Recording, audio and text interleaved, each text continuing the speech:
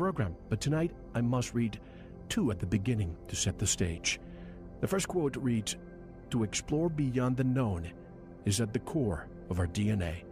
And the second, by Aristotle, "It is the mark of an educated mind to be able to entertain a thought without accepting it." And please, I want to ask a favor of all of you. You can disagree about what you're about to hear, but I ask you to fully listen to what will be discussed tonight, and then do your own research. For months, people were approaching me to discuss tonight's topic, and I will admit that even though I'm very open-minded, I ignored people, I deleted emails, and I simply didn't want to hear it. I was too programmed to entertain a new reality. But it wasn't until a friend of this program asked me to please look into it that I found tonight's guest. And guess what? The more I try to disprove the flat earth, the more I find anomalies with the sphere. I didn't expect that. Tonight's special guest is Eric Dubay. He says, quote, "The greatest lie and most successful cover-up in history, NASA and Freemasonry's biggest secret, is that we live on a plane, not a planet. That Earth is the flat, stationary center of the universe," unquote. Eric is an American living in Thailand, where he teaches yoga and Wing Chun part-time while exposing the New World Order full-time. He is the author of 4 books and is the president of the International Flat Earth Research Society. His website, atlanteanconspiracy.com, which is also linked at ours. And directly from Bangkok, Thailand, I would like to welcome Eric Dubay. Hello, Eric, and welcome to Veritas. How are you? Great. Hey, Mel. Thanks for having me on. That was a great interview. It's my pleasure. For months, you and I have been in touch. Finally, we get a chance to speak with you because something is happening. A lot of people are looking into the flat earth conspiracy. First of all, how did you, because to me, I didn't want to hear it first. I want to know, how did it begin for you? How did you all of a sudden awaken to this reality? Nobody wants to hear it at first, do they? It sounds like the most ridiculous thing, and we've kind of been programmed to think that. The idea of a flat earther has been ridiculed for so long that it's programmed into us that that's a ridiculous notion that we should pass right by. But I personally first started looking into it in my 20s, having never fully bought the globe model. When it was presented to us in school, I remember thinking, wouldn't we fall off the bottom of that spinning ball? Wouldn't the water go over the edges? And of course, the teacher presents you with gravity, the ball-earth explanation for everything they can't get around. And gravity is this force that pulls everything towards the center of large masses, they say.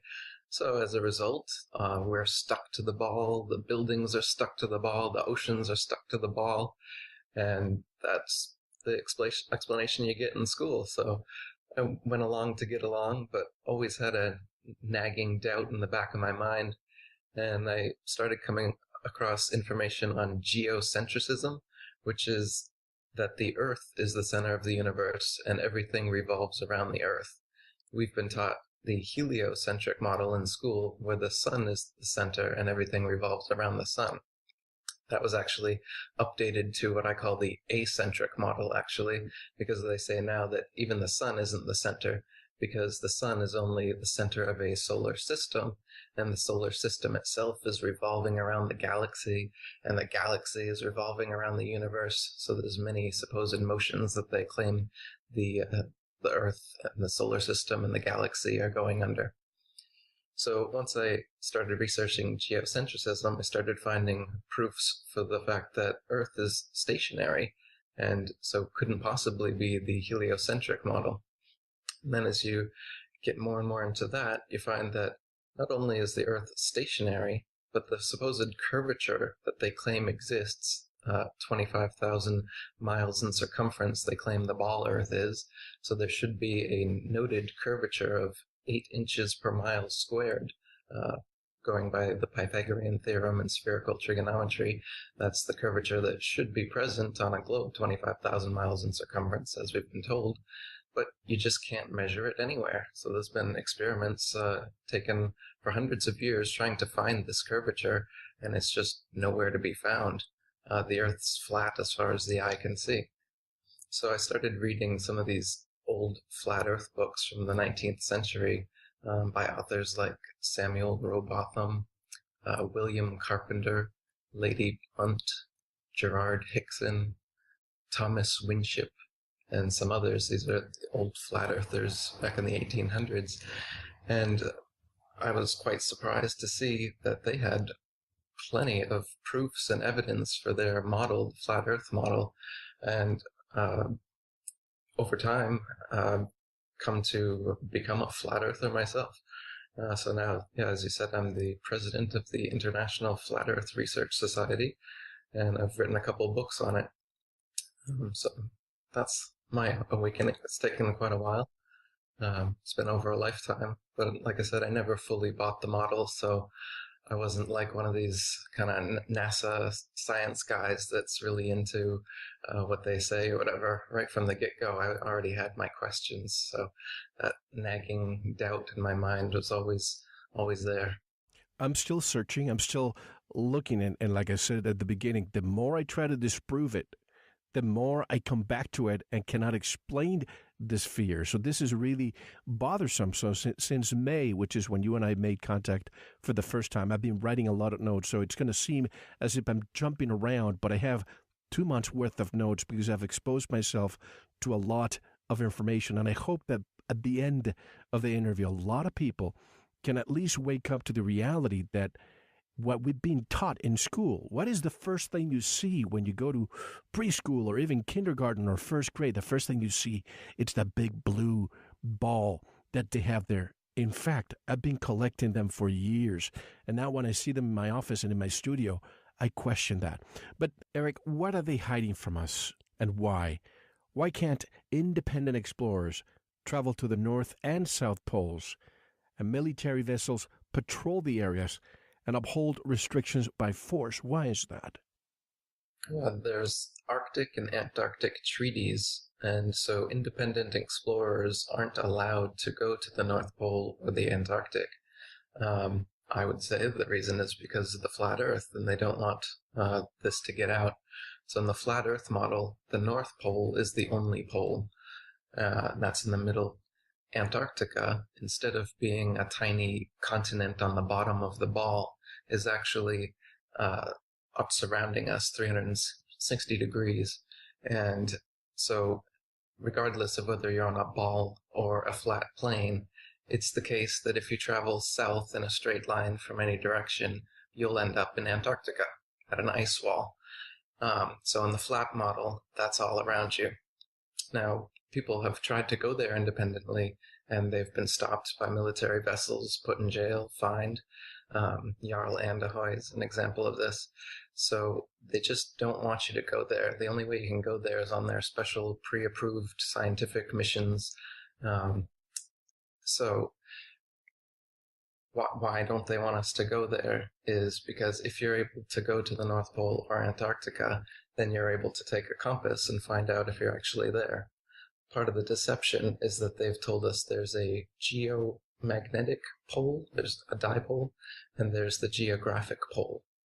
The geographic pole they put at 90 degrees on GPS, and so people in documentaries going to the North or South Pole, they'll be on a plateau of ice walking, the mustache full of ice, will whip out a GPS and it'll show 90 degrees, and they say, "We're here, hooray, we're at the North Pole, we're at the South Pole."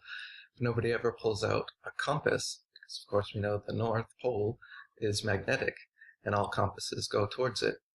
But you won't see any clip of someone at the North or South Pole pulling out a compass to prove that they're at the North or South Pole. You should be able to walk in a circle, and north would be in all directions, and that way you can show that yes, you truly have found the magnetic North Pole. But their excuse is that the poles are constantly moving, so they're not actually at 90 degrees. So none of these documentaries ever actually show where the North Pole is. And their excuse for this is that in the center of the ball Earth, there's molten metal constantly shifting around, so that causes the dipole of the ball Earth to constantly move as well. This is just an excuse so that we can't actually prove that their model is incorrect. There is no magnet in nature that has a molten core and that causes the dipole to move around conveniently the way they talk about. But a magnet that does exist in nature is a ring magnet, like in loudspeakers. And this is the magnetism of the flat Earth we're on, where there's one pole at the center, and the opposite pole is the circumferential barrier all the way around. So the South Pole is everything around the circumference. That's how a ring magnet works, and that's how the ring-shaped Earth with Antarctica as the circumferential barrier works, and the North Pole in the middle. And so they don't want us to know that, and that's why we've got the Arctic and Antarctic treaties, and it's military enforced so that nobody can go out there and prove this conspiracy. However, there are many other ways to prove it. I've just written a book called 200 Proofs Earth is Not a Spinning Ball. So besides just traveling to the Arctic or Antarctic, there's plenty of proofs that we can do right in our backyard to prove that we're not on a spinning ball. At the end of the interview, I'm going to discuss something that I tried for myself. I just came from Mexico, and for years, I was looking at the horizon in the afternoon when the sun was, quote-unquote, setting or moving away, and I saw mountains that you can't see during the day. And you would ask the locals, what is that? And they would say, well, that's San Felipe, Baja California. And then I found out that that's 80 miles away. How in the world is it possible for me to see that? I have pictures that I've included on the website so people can see it, but we can discuss that later. But if anybody wants to stay with the old paradigm of the sphere, at least they should question why we're not allowed again to enter that area of the world, the North or South Pole. Why is there a multinational agreement still in place since the 1950s? And why are the military forces of the world preventing anyone from entering? The agreement was signed first by 10 countries, including the USA, and now there are 50 on board. What is that agreement really telling us, Eric? Yeah, I'd say that agreement is telling us that they don't want us to go there because there's something they don't want us to find out. And like you said, the blue ball model that everybody sees, the reason everybody thinks that they're on a spinning ball in the first place is because we've been shown videos and photos of a blue marble, they call it, spinning around in space. Our actual everyday perspective is of a flat, motionless plane. You never see any curvature, you never feel any motion, but we've been shown on every news program, every movie company, every channel on television basically has a logo of a spinning ball, so it's in our face all the time, and it's in every movie, so we just assume that that's what it is. But if we'd never been shown such movies, if we'd never seen a television, if we just used our eyes and our experience and our senses and done experiments for ourselves, we wouldn't ever find that we were on a spinning ball. So they want the propaganda to stay in deep. They don't want us to go independently exploring on our own, because then we'd be able to find things out. Like you said, seeing the mountain 80 miles off. That should be, the mountains should be behind almost a mile of curvature at that distance. And they should also, if you can see them at all, the peaks should be leaning backwards away from you. This doesn't happen. Clouds, hot air balloons, things going away from you, they should lean away if we're on a ball. And they should also curve over with the ball. Clouds, you should see the bottom of the clouds more and more as they get closer to the horizon if they were curving over a ball. But they don't, because everything just disappears based on perspective. So like when you're looking down a long hallway, you can imagine the roof slowly goes down towards the center point. The floor slowly comes up towards the center point. The right and left walls slowly come towards the center point as well. So our vision, the perspective of our vision, the way it works, is like a pyramid shape, where the base of the pyramid is at your head, and the apex of the pyramid is at the focal point in front of you at the horizon. So this is what we're seeing when we see a horizon, when we see the clouds tending towards the horizon, or we see the ground tending up towards the horizon. This is just the way that our eyes work. And when you zoom in on the horizon, you can see things from beyond it. The ball model, they tell you that the horizon is where the curvature of the Earth begins.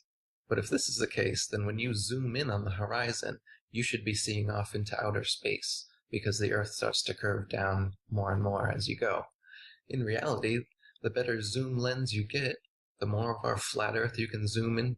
I just got a Nikon Coolpix P900. It's one of the best zoom cameras they've got. This thing is a flat Earth proof in itself. You just zoom in on the horizon no matter where you are, and you can take in more and more and more of the horizon. For instance, one old ball Earth proof they had was that the ships disappearing over the horizon, the hulls disappear before the mast, because that's the ship going over the curve of the Earth, they say. But now with technology, telescopes, and zoom cameras, we can have a ship completely disappear over the horizon, not just the hull, and use the zoom function to bring the entire thing, hull and all, right back into view, proving that it hasn't descended over a mass of curved water, as they tell us, but in fact, it's just gone beyond our perspective. And with the aid of technology, we can bring things right back into focus. And people will say, well, if that's the case, then I should be able to see clear across the ocean. I should be able to see all the way across the flat Earth, if that's the case.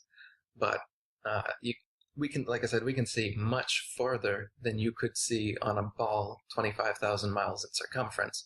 But that does not thereby mean that we can see an unlimited distance, especially at the lowest, densest level of the atmosphere. Atmosphere, another word. I call it the atmosphere flat. But you can't see far because of the air is not Particles. transparent. Yeah, exactly. Especially at the lowest, densest layer. You can imagine the hazy, on a humid day, the haze over a road. That's the same kind of thing that's going to happen on all telescopes. They blur out like that before you could zoom in on Antarctica or something. So that's not a disproof of the flat Earth that you can't see, thousands and thousands of miles. But you can, however, see hundreds of miles sometimes, like you said. And if you can, there's reports of being able to see almost 200 miles. At that distance, there should be like 4 miles of curvature. So people have seen things that you absolutely should not be able to see on a ball 25,000 miles in circumference. Absolutely. And I was with two scientists while I was seeing that. With a telescope, I just used my smartphone. I just zoomed a little bit, and I told them, what do you think that is? And one scientist is an engineer. He said, oh, those are clouds. So we waited half an hour, and the clouds did not move. All the other clouds moved. The other one is a physician, and he looked at me and he said, you are freaking me out.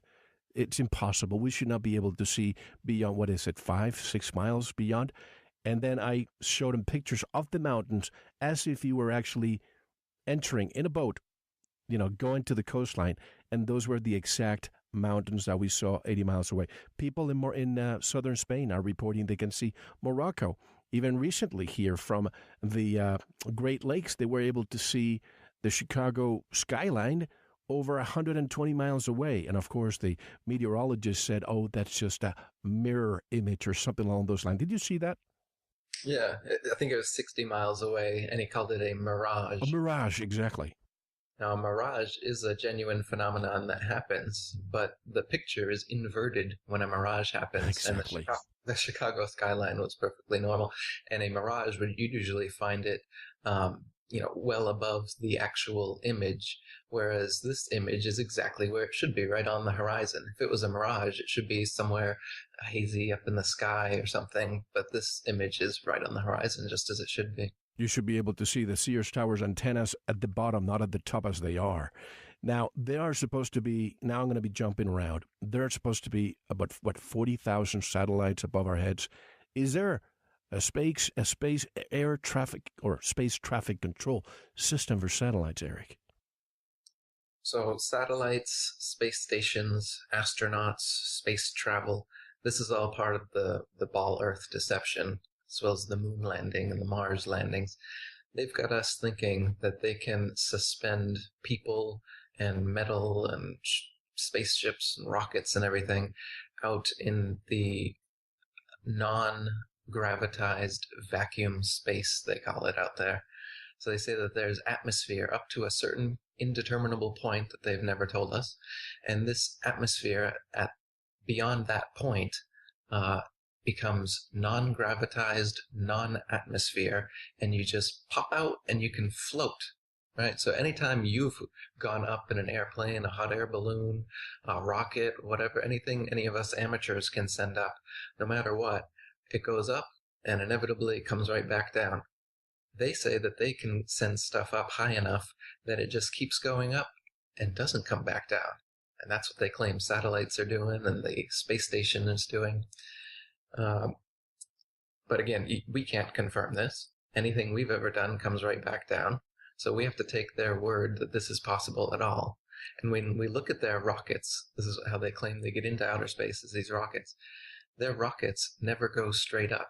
Every single rocket launch from a government space agency, you'll notice, follows a parabolic curve.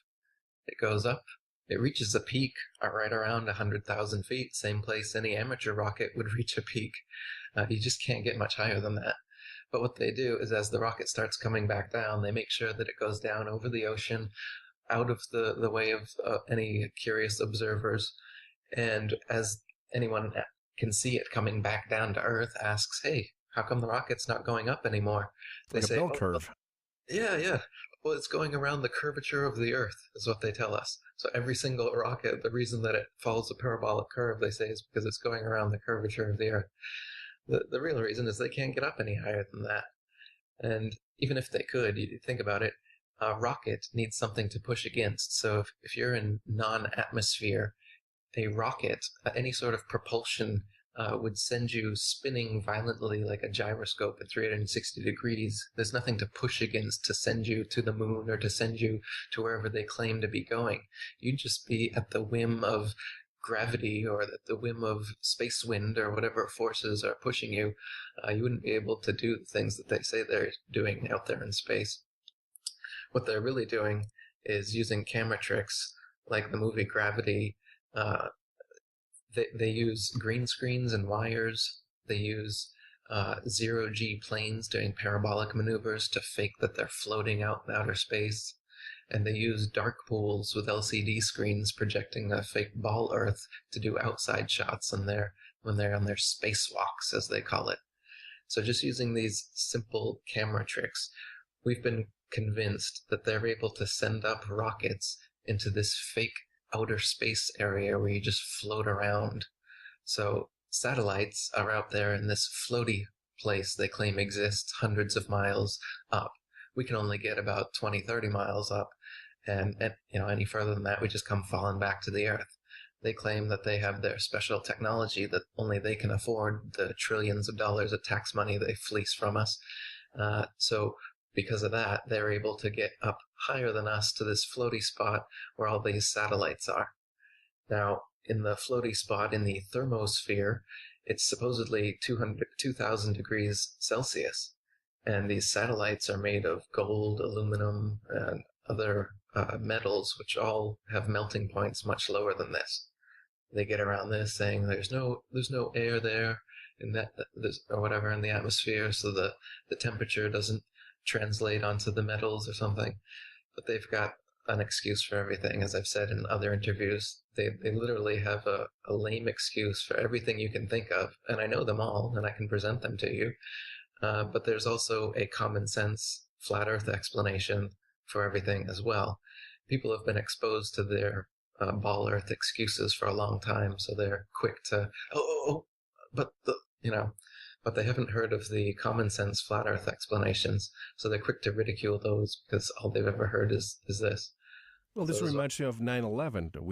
A good friend, Dr. Judy Wood, she wrote the book "Where Did the Towers Go?" She's she has a PhD on engineering, mechanical engineering, and she has written the only book. It's almost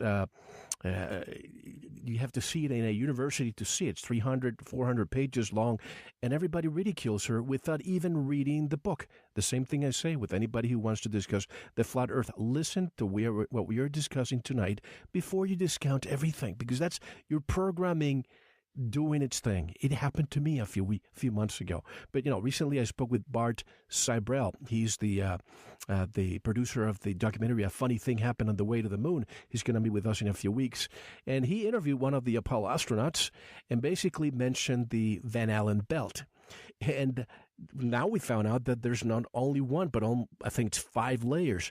So he told the astronaut, "How were you able to go through the Van Allen belt?" And the answer was, "Well, we haven't discovered it back then." That was the answer that he got. Well, yeah, if you haven't discovered it, it can't affect you. It's just like the Right. Wile E. Coyote when he falls off the cliff. He doesn't actually fall down until he realizes that he's gone over the cliff. This is how NASA works. NASA stands for never a straight answer, That's don't you right. know? Exactly. Now, we're told satellites are real. Why are we dropping thousands of miles of fiber optic cables around the planet if satellites are real, Eric?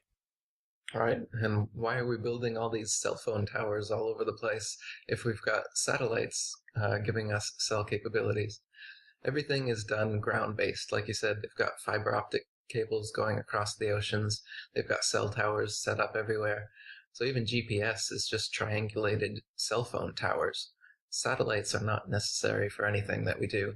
You look at TV dishes, almost none of them are facing more than 45 degrees upwards because they're receiving signal from a ground based tower. If we were actually receiving signals from these geostationary satellites hundreds of miles up, then most TV dishes should be pointing straight up all over the world. Um, That's true. Never thought about that. Now, why are ships? What are ships in the middle of the ocean, far from land, using then if satellites are not real? right. Well, long before there was GPS, military had systems like LORAN and DECA, and these are ground-based navigation systems that they were using for decades, and they work just fine. So, I mean, this kind of propagation has been working long before the supposed advent of satellites, by the way, which were invented by a science fiction Freemason science fiction writer, Arthur C. Clarke. He wrote about the geostationary satellite in the science fiction novel, and then became science fact shortly thereafter. But another thing about these, they call them geostationary because they say that the Earth is spinning like 1,000 miles an hour, and up there where the satellites are, the atmosphere is stuck to the spin through gravity. So the satellites themselves are spinning at like 10,000 or 15,000 miles per hour, but they're stuck in orbit in the exact same spot relative to the Earth over which they are. This is interesting because people claim that they can see satellites moving across the sky, or guys with telescopes. Really, all you can see is a light moving across the sky, but they'll say it's a satellite. But then it's supposed to be geostationary. If satellites truly are geostationary, then they should be just a pinpoint of light that does not move ever. And you can see it day after day, night after night, year after year in the exact same spot. But that's not what people are seeing when they say, oh, there's a satellite. I mean, they may see planes, drones, or other unidentified flying objects moving across the night sky, but you're definitely not seeing a geostationary satellite moving. And like I said, there's nothing up there floating around in outer space anyway. So, if something's moving across the sky, it's flying. It's not floating. When we think of maps, Eric, we think of the USGS, the United States Geological Survey. Why do they use the flat Earth map? Right, yeah. The USGS actually uses the azimuthal equidistant map, which is a flat Earth map projection. And the UN, the United Nations, their logo is a flat Earth, strangely divided into 33 Masonic sections. So why is the UN, the USGS, why are these official organizations using a flat Earth map as their official map? Why does NASA admit to using geocentric calculations for their rocket launches? Why is the official 1892 map, Gleason's, a flat Earth map? You can check it out. People have found it in the Boston Library and other libraries. There's plenty of flat Earth maps. Mercator, the guy that gave us our projection map that we use in schools today, his 1569 map is a flat Earth map, showing the North Pole being a magnetic mountain, something that is never shown nowadays in our maps. They just say the North Pole is a bunch of ice in the middle of an Arctic sea. In his map, it shows that there's these whole like island continents around the North Pole that don't exist on modern maps, and there's a magnetic mountain right at the middle. That doesn't exist on any map nowadays. So there's some interesting secrets in historic cartography if you look back at ancient maps. In fact, pretty much every map before the 1500s was a flat Earth map. This ball globe deception, this idea that we're on a ball, it's only been around for the past 500 years or so. Before that, pretty much every map in existence was a flat Earth map. Why do we use the Mercator projection when it's proven that it's incorrect, it's false, and the correct one is the Peters projection map? Right. Yeah, so there's a much better projection, the Gall-Peters, which has the continents, the sizing of them relative to one another and each other, more precise. I still wouldn't say that's the right map than the Mercator, and we've known this for a long time, so why do they use that? And, well, I would say the answer is that they're deceiving us regardless. Even the Gall-Peters map is a deception. And I wonder about the azimuthal equidistant. I wonder about even the old flat Earth maps. Since we've been lied to so much, I'm not sure that we have a completely accurate map anywhere, though I recommend looking at the Gleason's 1892 map and the Hamid's Air Age map. There are a few flat Earth maps that are very detailed. I'd like to see some modern cartographers take a look at this and see how much more detail we can get. But the flat Earth maps absolutely describe the Earth we're living on much better than any of these ball models. Oh, absolutely. But the Peters projection, the reason why I brought that up, I think it's because anything south of the equator based on the sphere that shows bigger than the north should not be there. In other words, we want the north to always be better and bigger. And that's why when you see both maps, the Peters and the Mercator, you can see the Peters, Africa looks huge. South America looks huge. You can fit the United States several times in Africa. And the other one, maybe just two times at the most. Right. Why is that? Because lines of latitude south of the equator don't get smaller. They get larger. Right. Because we're not on a ball, we're on a flat plane. And so that's why in the Gall-Peters projection, you see Africa and these other places in the southern hemisphere. They're actually huge. They don't want you to know that because that fits in with the flat model. Now, when you're trying to traverse around Antarctica like James Clark Ross, Captain Cook, and other early explorers tried to do, it took them 3 or 4 years and they traversed 50 to 70,000 miles.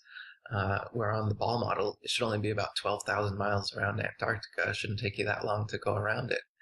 But like I said, it's the circumferential barrier around the entire Earth is Antarctica. So it takes years to get around it, and it's much bigger than at the equator. The equator would be 25,000 miles in circumference, they say in the ball model. Yet when you're trying to go around Antarctica, it's twice that size as it would be on a flat plane, not on a ball. And these early explorers, they often found they were going on ball projections as well, and they found themselves out of their reckoning more and more every day the further south they went. So since they're on a ball projection where they're assuming that lines of latitude are getting smaller and smaller as they go southward, in fact, they're getting larger and larger. I'm sorry, it's the space between lines of longitude is what I'm talking about. As you can imagine, it would come back in on itself on a ball, whereas it would just expand outwards from a flat plane. So the further south you get, you're going to get more and more out of your reckoning. Ships have actually crashed based on this, and it's like a big mystery. Why in the southern hemisphere is it so difficult to navigate? And they just chalk it up to harsh winds and sea conditions, and so that they must get off their reckoning based on the harsh seas. But it's really this, that they're following false projections, and so they're getting outside of their reckoning all the time. Now the UN map, why don't they include Antarctica? Yeah, the UN flag and logo, it's definitely a flat Earth projection, but you'll notice there is no Antarctica anywhere. But there is a laurel wreath that goes around it. So symbolically, that wreath very well could be the Antarctic going around it. They've just left that off. I think it would probably be a bit too obvious. Actually, they have changed the UN map a couple times. The first UN logo was an exact copy of the azimuthal equidistant map. but they've changed it a little bit to make it look a little less obvious. So I think that's probably what they did with Antarctica as well, is they just turned that into the laurel wreath around it so that the insiders know. Just like they divided it into 33 sections. It looks like there's a bullseye over the Earth, over the flat Earth, and it's divided right up into the 33 sections. As you probably know, it's 33 degrees in Freemasonry, and so that's a sacred number in numerology, and they hold that number dear. So that's a little wink, wink, nudge, nudge to fellow Freemasons, but the general populace wouldn't know. Now, I'm sorry, finish what you're saying. Oh, sorry, just saying the laurel wreath Antarctica could be another wink, wink to the insiders. Right. And that number 33, as you said. Now, why are surveyors, engineers, and architects never required to factor the supposed curvature of the Earth into their projects? Yeah, why is that? Surveyors, engineers, architects, they've written in magazines like the Earth Review magazine. We've got a bunch of them on record saying that they never have to factor in the supposed curvature of the Earth when making tunnels, bridges, canals, trains, laying train tracks. The supposed curvature of the Earth is never taken into account. And if there was curvature, it absolutely would have to be, and it would make their projects impossible. So they've commented on this. You can see in my book, The Flat Earth Conspiracy, or 200 Proofs Earth is Not a Spinning Ball, quotes from these guys saying how they never have to, and how their jobs would be much more difficult, if not impossible, if they did have to factor in such curvature. Now, speaking of maps, why is most of the continent of Antarctica unmapped, in your opinion? All right, so on the ball model, it's just this little continent on the bottom, yet in reality, it's all around us. So there's much more of it than we know. And how much there is to Antarctica, I don't know. And any independent person doesn't know, because we only have gotten as far as that. And nobody independently has had the privilege of going further southwards to see how far south you can actually go. They have a fake South Pole station set up that you can take little photo ops and go where they've got a flag and a little ball earth on top of a red and white barbershop pole set up, and they say that's the geographic South Pole like I talked about earlier. But you can't take a compass there and walk in a circle and prove that you're at the South Pole. And they'll tell you, well, yeah, this isn't the actual South Pole.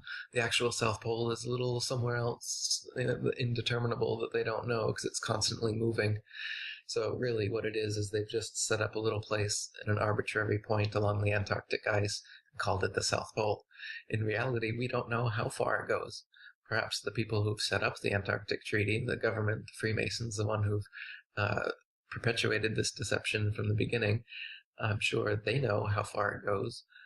Whether it ends in a dome and some sort of barrier, as ancient cultures have talked about, or if there's an edge, or if it's an infinite plane that just goes on forever, or if there's some other termination of the ice, is still a mystery at this point. But we know that Antarctica is all around us, and it's certainly much bigger than they show in their ball projections. So there's certainly more land there in Antarctica than we know. So that's another reason that they can't necessarily show us in the map. Even the flat Earth projections, they'll show the Antarctic circumference. We know what that looks like. We know all the cliffs, all the little ins and outs, but we don't know how far you can go south. So all the projections inevitably just go to the ice, show all the little imperfections in and out, the inlets and outlets, and then trace a circle around that. Whether that circle is the dome or whether that circle is arbitrary and it actually extends infinitely is still unknown at this time. And like we said, they've got this Antarctic Treaty, and this is surely why. Because if any independent explorer decides, I'm going to go to Antarctica and just set their course southwards and start walking, well, they're going to find the answer to this mystery. And it's that easy. But it's not that easy if they've got a treaty enforced by military ships patrolling the place, putting people in jail who try it. So it's a gauntlet that some brave explorer needs to run with a Ustream account. Just go for it. See what happens. Exactly. Well, we have our own Dr. Brooks Agnew.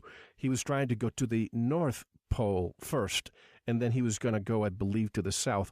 and for some reason he couldn't get that nuclear-powered Russian vessel that he was going to get.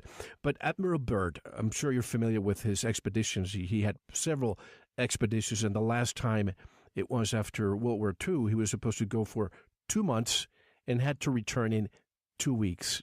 What do you know about his expedition in relation to the flat Earth? Admiral Byrd supposedly went to the North Pole and Antarctica, and he wrote a diary about some strange happenings that supposedly happened to him while he was there, involving giants and UFOs and hollow Earth and going inside the Earth and a Nazi base in the Antarctic and other such things. However, Admiral Byrd was a Freemason, just like all of the people in NASA that started NASA, just like all of the astronauts, just like Newton, Copernicus, Kepler, and all the founding Pythagoras, all the founding fathers of the heliocentric spinning ball model have been Freemasons. So Admiral Byrd's testimony, and that's all we have is his testimony. There's literally no proof outside of this. I find completely suspect because he was a Freemason. So it's an interesting story. You can definitely read it and note it. But I'm definitely waiting for some proof on these claims because I don't want to go just on the hearsay of a Freemason like some flat earthers are willing to say that, well, Admiral Byrd said it, so it must be true. But just because a Freemason said it doesn't mean it's true, just like with the ball Earth. That's right. Let's move with the evidence, not with the rumor.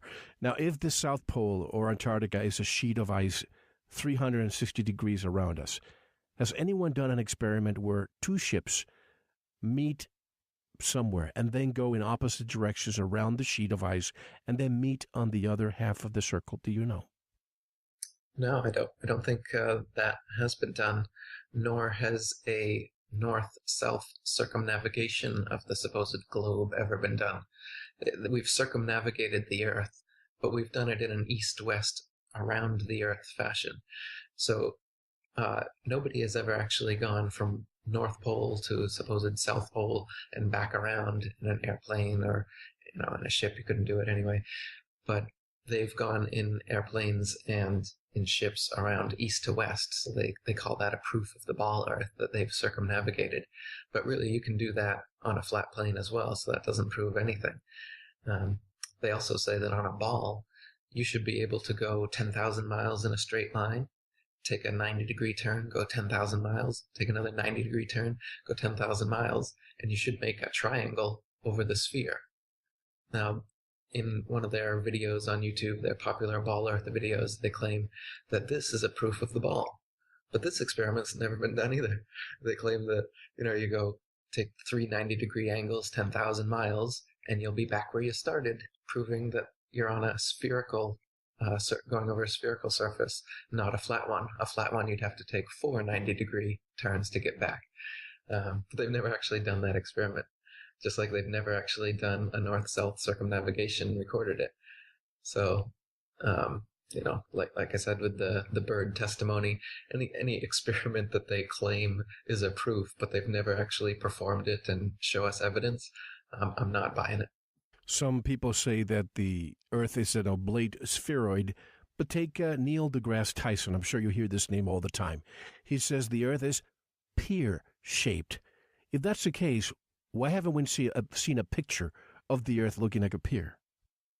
Yeah, they tell us that the Earth is a sphere, and they show us pictures of a sphere, of a circle. It's a perfect circle.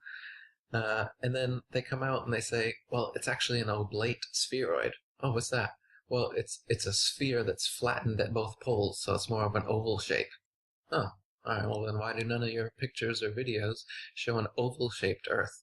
And then Neil deGrasse Tyson, one of their spokesmen, he comes out again, and he says, well, it's actually bulges out south of the equator, as well as being flattened at the poles. So it's more pear-shaped. So now it's pear-shaped. So why are all of these official NASA photos and videos showing perfect spheres when it's actually an oblate spheroid or a pear-shaped spheroid? They can't get their story straight, and the reason they keep changing it is that to fit the model, they have to change the shape of the Earth. Like the reason they originally flattened it at the poles is because people have done experiments proving that the Earth is flatter than they say it is. So they'll just say, oh, well, that's just at that latitude that you took the experiment. It's a bit flat over there. But it does bulge out the way we say it does. And then, like we said, south of the equator is larger than north of the equator because lines of longitude just extend outwards. They don't contract back. So they concede that in their pair model. They say, well, it bulges out south of the equator. It's bigger south of the equator. Yeah, it is, because it's flat. But instead of admitting that, they just, make tweaks to their model as time goes on. That they say that the ball Earth tilts back 23.5 degrees. That's another tweak they made because we can see Polaris, which is right over the North Pole, from 23.5 degrees south latitude. Shouldn't be able to see that on a ball. So they just tilt the Earth back and then okay, now you can see it. Anything else? And so they come up with explanations in reverse like this, damage control, reverse engineered explanations, just to give excuses. Like I said, they're great at it. They come up with an excuse for everything that is presented to them as a difficulty to their model. But when you just break down their excuses, time and time again, you start to see how they're just lying. They're just making stuff up so that to keep the model going. It doesn't make any sense. The more you actually look into it, you see that they're weaving a big myth. And we look into the flat Earth experiments and examples, you see that this makes sense. This is obvious. You can do this for yourself. These experiments have been done over and over again. Like I said, I have 200 proofs the Earth's not a spinning ball. On my forum, we've got many more proofs than that. I challenge you to find any, NASA or any ball believer to find 200 proofs that the Earth is a ball or spinning. They can't even give you 10 good. I mean, they can't even give you one, to be honest. I can debunk every single one. But, they can't even come up with fake explanations the way flat earthers can come up with real, legitimate explanations. The more you look into it, the more you'll see this. At first, everyone scoffs at flat earth. What the heck is that? Yeah, because you've never heard this before. All you've ever heard is that flat earth is ridiculous and the spinning ball is obvious. So that's how you're going to react.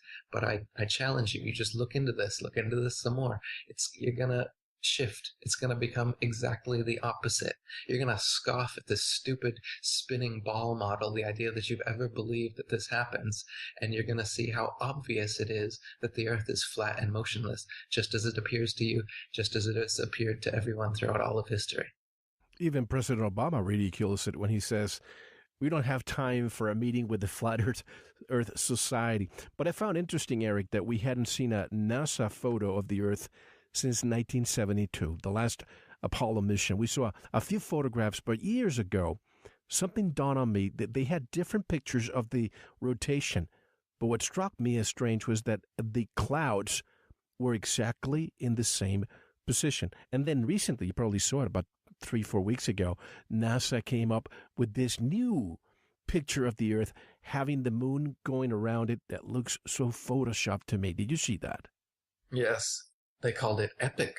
EPIC. I forgot the anagram or whatever.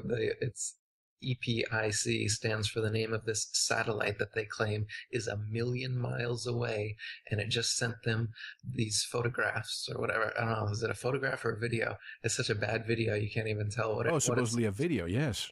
Right, but it's just like a flip book of just pictures of this little gray ball moving over a blue ball. And anyone that's not completely brainwashed can see this is an image. This is a CGI, computer-generated image. It's not a video, and neither are any of their videos. Like you said, you look at any of these videos that they have of the Earth spinning, none of the clouds move, none of the clouds morph, and you can see way too much of the ocean and the Earth. If you actually go up in a plane or hot air balloon, you notice there's clouds everywhere at varying altitudes, and so the Earth should be white, really, if their images were legitimate. But yeah, as you're saying, they're actually all computer done. they're not even that good. You look at them next to each other from back in the 70s up to nowadays. They all look totally different too. The shading of the water is different. The clouds is different. The image of the Earth has changed as CGI technology has changed. You can see it. The early 2000s, it looks like the Men in Black style. Nowadays, it looks like the Gravity Hollywood style. They update their ability as time goes on. But it never looks the same. In a recent one, I don't know if you saw, they put the word sex, S-E-X. I did. Clearly in a cloud formation. Yes. So they're just laughing at us now. They're putting things out there for us to see. It, like you said, it's for the people with eyes to see. It's the wink, wink, nudge, nudge. So they're laughing at us. And nobody questions, because that little quote unquote video of the Earth with the moon going around it, it's almost as if it's a bad crop of the moon placed there in an animated GIF, and you don't see the shadow of the moon as it passes in front of the sun. It's terrible, and it gets millions of views, and every comment you see, people are like, "Amazing, thank you so much." Our tax dollars well at work. And Neil Tyson will say something like, "Yeah, we brought you this image, and it only costs every American like $7 per year. That's it." It's like, yeah, I'll take my $7 back, and stop lying to us. They've taken trillions of our dollars over the existence of NASA. It's like 30 billion just for the fake moon landings, and now they've got RASA and JAXA and all these other space organizations propping up all over the world. So they're fleecing their populations of tax money, billions and billions of dollars. And what are they doing with it? They're paying artists to make little CGI renderings and laughing at us and running away to the bank. So this is one of the biggest deceptions in history, and they're laughing their way to the bank as a result of it. Well, we can go back to 2001 Space Odyssey. It took years for Stanley Kubrick to do that, and I think that he also had a big hand on the Apollo missions. But when I think of 1939, when Technicolor came along, wow, now you can go to the movie theater and watch these movies in color. And then 30 years later, the most sophisticated venture of humankind gives us second or third generation black and white. Come on now. And then 45 years later, we still haven't gone back. Exactly. And you would think that if we had been to the moon, there would be some commercialization of the moon. We would have space tourism. We would have people just going there and digging rocks from the moon to sell them at planet Earth, because we like to be venturers and business. Why is it that not more commercial, companies have said, you know what, you don't want to go there? We'll go. I don't know if you know who Jay Weidner is, but he told me that he and somebody else had a production company. They wanted to go and map in 3D the moon years ago. And he called a former friend from NASA and said, "Hey, by the way, I just want to let you know so that you know that we're having this rocket and we're going to go up and take, this footage of the moon." And allegedly, that man from NASA said, "You're not going to the moon. You're never going to the moon. If you launch a rocket, we're going to shoot it out of the sky, and don't ever call me again." I don't know if you ever heard that. I haven't. No, I just watched Jay Weidner's new movie, Kalki. Have you seen that? Yeah, absolutely. Avatar. Yeah. No. Now, a private rocket was launched last year. You probably know this, from the Nevada desert, 73 miles up. It had I think they broke a record. It had a few cameras, but unfortunately they were all fisheye, as you know. However, the one thing, Eric, that was noticed was that the moon was behind. Someone noticed the moon behind the rocket, and it plugged the time of launch and determined, using different computer programs and websites, that the moon was above Australia at the time. If we live in a sphere, it would be impossible to see the moon if at the time this rocket was launched, the moon was on the other side of the globe. What do you say about that? Right. They tell us that the moon only circles around us once every month, when in actuality it circles over the Earth every 25 or so hours. It makes a complete revolution. So the sun and the moon, they're only a few thousand miles above the Earth, circling over and around it. Whereas they say that the sun is like 800,000 miles in diameter and 93 million miles away, and the moon is what is it? However many 100,000 miles away and however many miles in diameter, and they say that that exact size and distance makes them appear to us to be exactly the same size, but in fact one is really, really big and really far away, one's really close, and smaller, so it just appears that way. So they're telling us lies about the sun and the moon and the stars and the planets and everything literally in the heavens anyway. So the fact that we saw that is not at all strange from the flat earth model, but it's inexplicable in theirs, just as is the fact that the moon goes right over and around us every day, not every month, as they claim. Of course, if you ask NASA, they'll say, oh, no, that's just a lens reflection, of course. Now, the first thing people ask when confronted with flat Earth conversations is, how do you explain the Coriolis effect and the flat Earth? So they say that in the North Hemisphere and the South Hemisphere, water and drains, toilets is going to go down in opposite directions, proving that the Earth is spinning and the spin is affecting the waters. In actuality, however, this is totally debunked by basins in one household going opposite directions. It really is based on the way that the water enters the basin and the way that it's shaped, which way it spirals down, and has nothing to do with the Coriolis effect. Coriolis effect very well could just be the ether winds moving around the flat Earth. If you look at a diagram of the ocean currents, winds, temperature, you'll see that it's on a globe model. It's going every which way. It doesn't make any sense. And you'll find videos on YouTube where they've projected on a flat model where it makes perfect sense. Everything goes around in an anti-clockwise motion perfectly around the flat Earth model, the azimuthal projection. Just like Polaris sits over the North Pole and all the stars and the celestial bodies move anti-clockwise over us.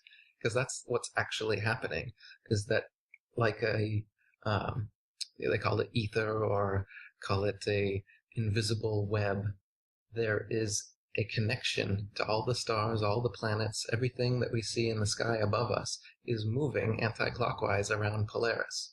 So this is just a fact of the plane we live on, that everything is turning this way. So as a result, this is where we're getting these weather patterns and everything, is from this constant turning motion. And it's actually turning constantly in the same direction, whereas on a ball projection, it's going every which way and doesn't make any sense at all. So the weather Coriolis effect makes more sense on a flat plane, and the Coriolis effect that they say is causing spinning drains, spinning water in drains, actually is a myth completely. It doesn't happen that way at all. We have allegedly mapped the far side of the moon. Why not Antarctica if we have thousands of satellites? Yeah. Why can we go to and why can we travel to the moon where it's much colder and much hotter out there than it is in Antarctica? Yet they say we can't circumnavigate and fly directly over Antarctica because it's too cold for the planes. So, like I said, convenient excuses. They're in these flimsy little spacesuits out in space, claiming that they're in 2,000 degrees Celsius, or at nighttime it's hundreds of degrees below zero. They're claiming they're in these temperatures that they couldn't possibly be in. Yet meanwhile, they use the exact same excuse for why they can't cross the Antarctic, because it's too cold. So what is it? What's up with us not having surveillance in the right places? For example, take the Pentagon on 9/11. The only surveillance video that we saw came allegedly from a gas station when it was probably the most protected building in the world. Why don't we have a real-time surveillance camera of the Earth spinning in real time as a ball in 2015? Right. They show us the ISS cam. That's the closest thing they'll give you. And this is just one of their CGI balls with a little paneling thing to make you think that they're taking it from a space station out in outer space. And you watch the fake sun set. People have done many videos exposing how this is completely fake.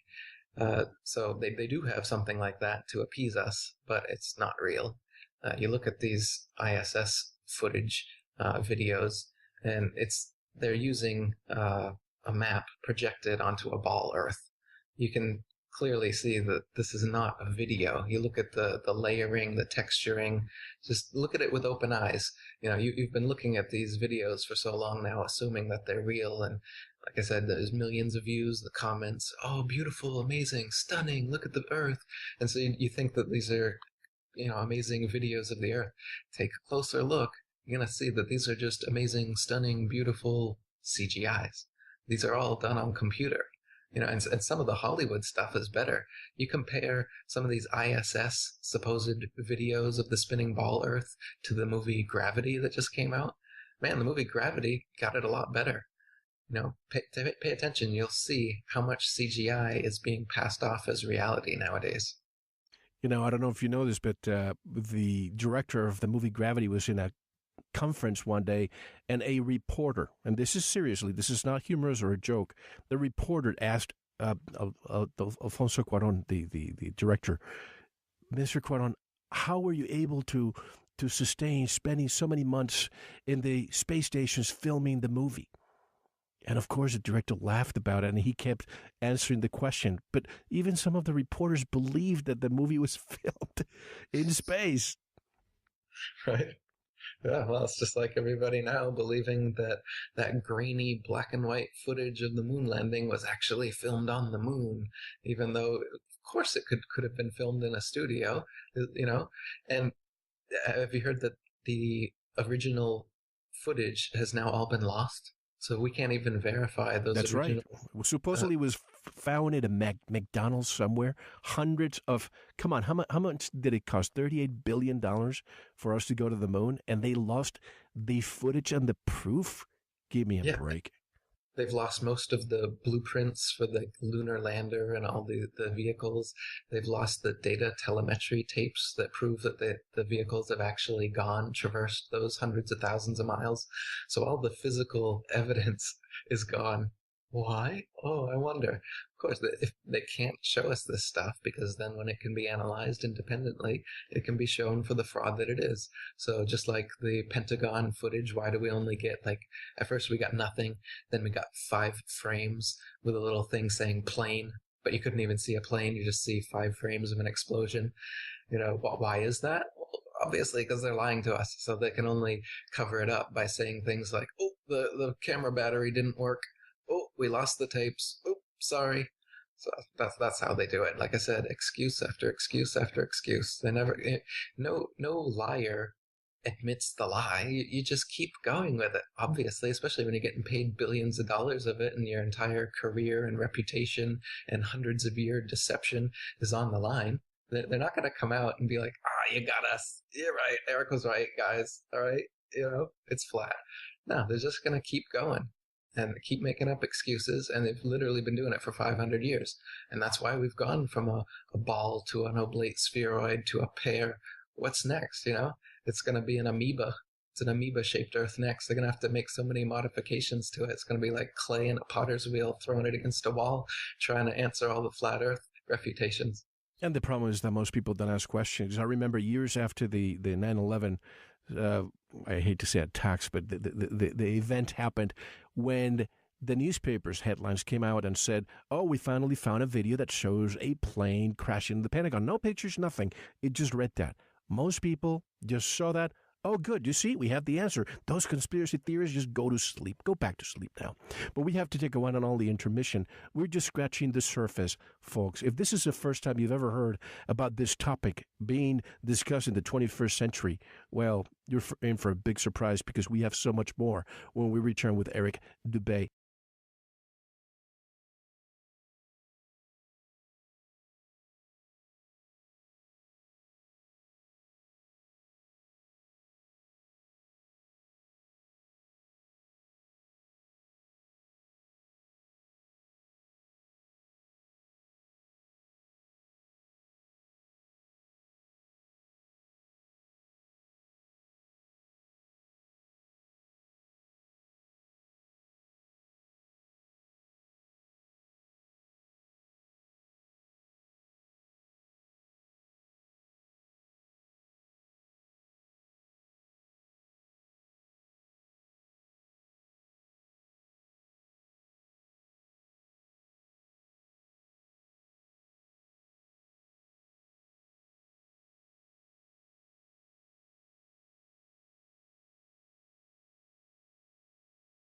And welcome back to Veritas. I'm Mel Fabregas.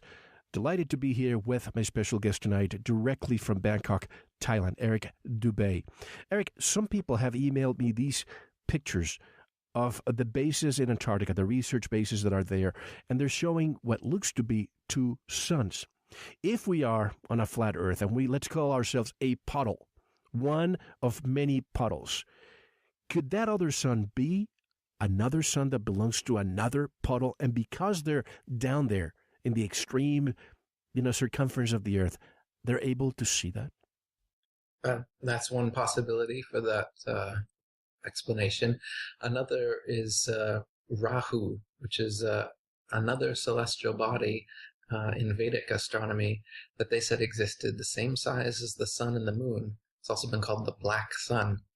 And this is the ancient explanation for eclipses. They claim that Rahu eclipses the sun and the moon, not as modern day they claim that in solar eclipses the moon eclipses the sun, and in lunar eclipses they claim that the shadow of the ball Earth eclipses the moon, causing that. This one actually is provably not true, however. They say that the sun lines up with the Earth just perfectly to cast the shadow of the Earth onto the moon like 3 billiard balls in a straight line. However, many times, over 50 times in the past 500 years, it's been recorded by the Royal Astronomical Society that the sun and the moon were both visible above the horizon at the same time during an eclipse, which means they couldn't have been not even close to in a straight line. They're almost next to each other. So this explanation of the shadow of the ball Earth going onto the moon is impossible for being what the eclipse is. They also use that as a proof of the ball Earth. They say, hey, see the shadow? It's a ball. But this is impossible. So you're not seeing the shadow of the ball Earth. It's not a proof of the ball.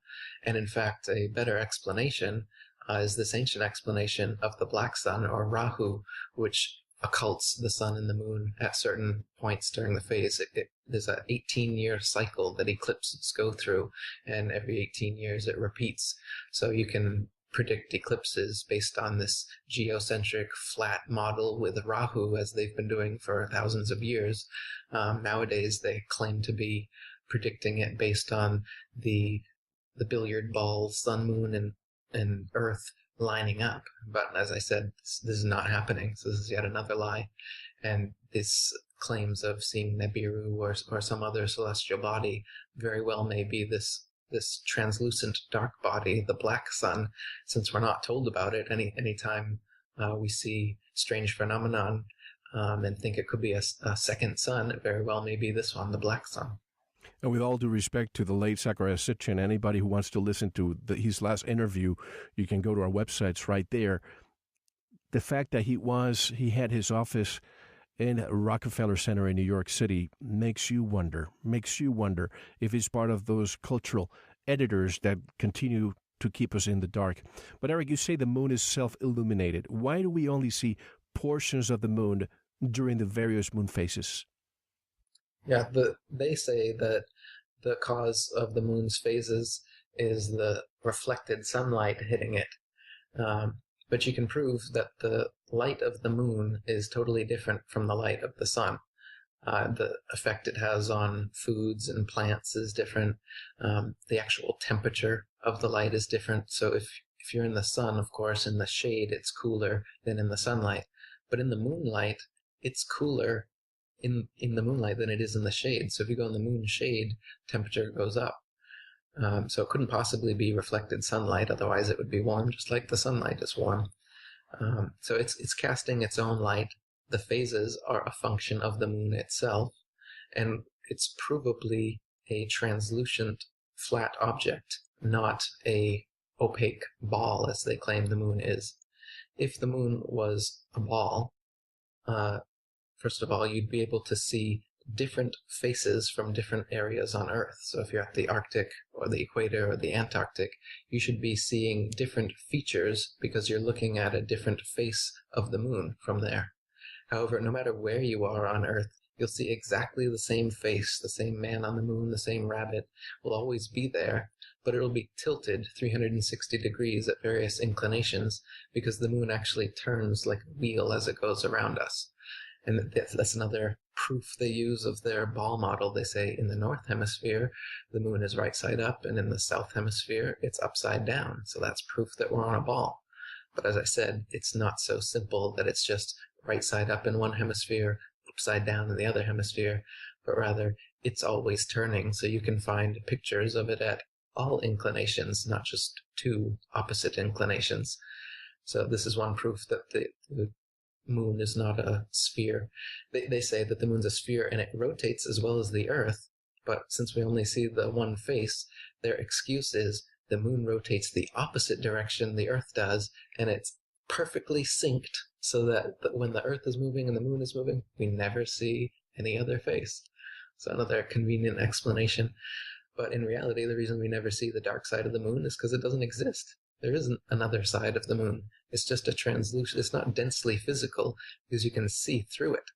There's been pictures taken of stars being seen right through the moon. And the Royal Astronomical Society has recorded stars and planets like Jupiter have been seen through the moon. And they're scratching their heads recording this, like wondering what they've seen. And this is on record back in the 1700s up until today. You can see things through the moon.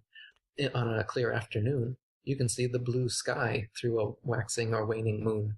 You'll see part of the moon illuminated, and then part of it you'll see the blue sky right through it. Even some of the craters, as they call them on the moon, that's potch marks. Nobody knows exactly what they are. It's strange looking. Calling them craters, though, is a foregone conclusion because you don't know that that's what they are.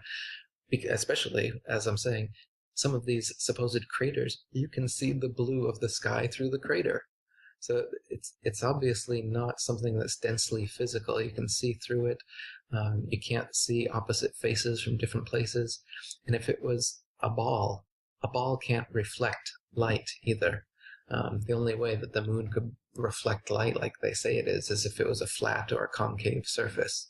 A convex surface can't project light, reflected light, the way it's claiming that the moon does. Now, Occam's razor for a moment. If you and I are born and raised by, say, an isolated tribe in the Pacific, and you and I look at the horizon around us, we would think the Earth was flat if nobody told us the opposite. And if you saw an eclipse and the sun and moon look exactly the same, you would come to the conclusion that the two objects are the same size, wouldn't you? That's right, exactly. And you wouldn't come to the conclusion that you were moving either.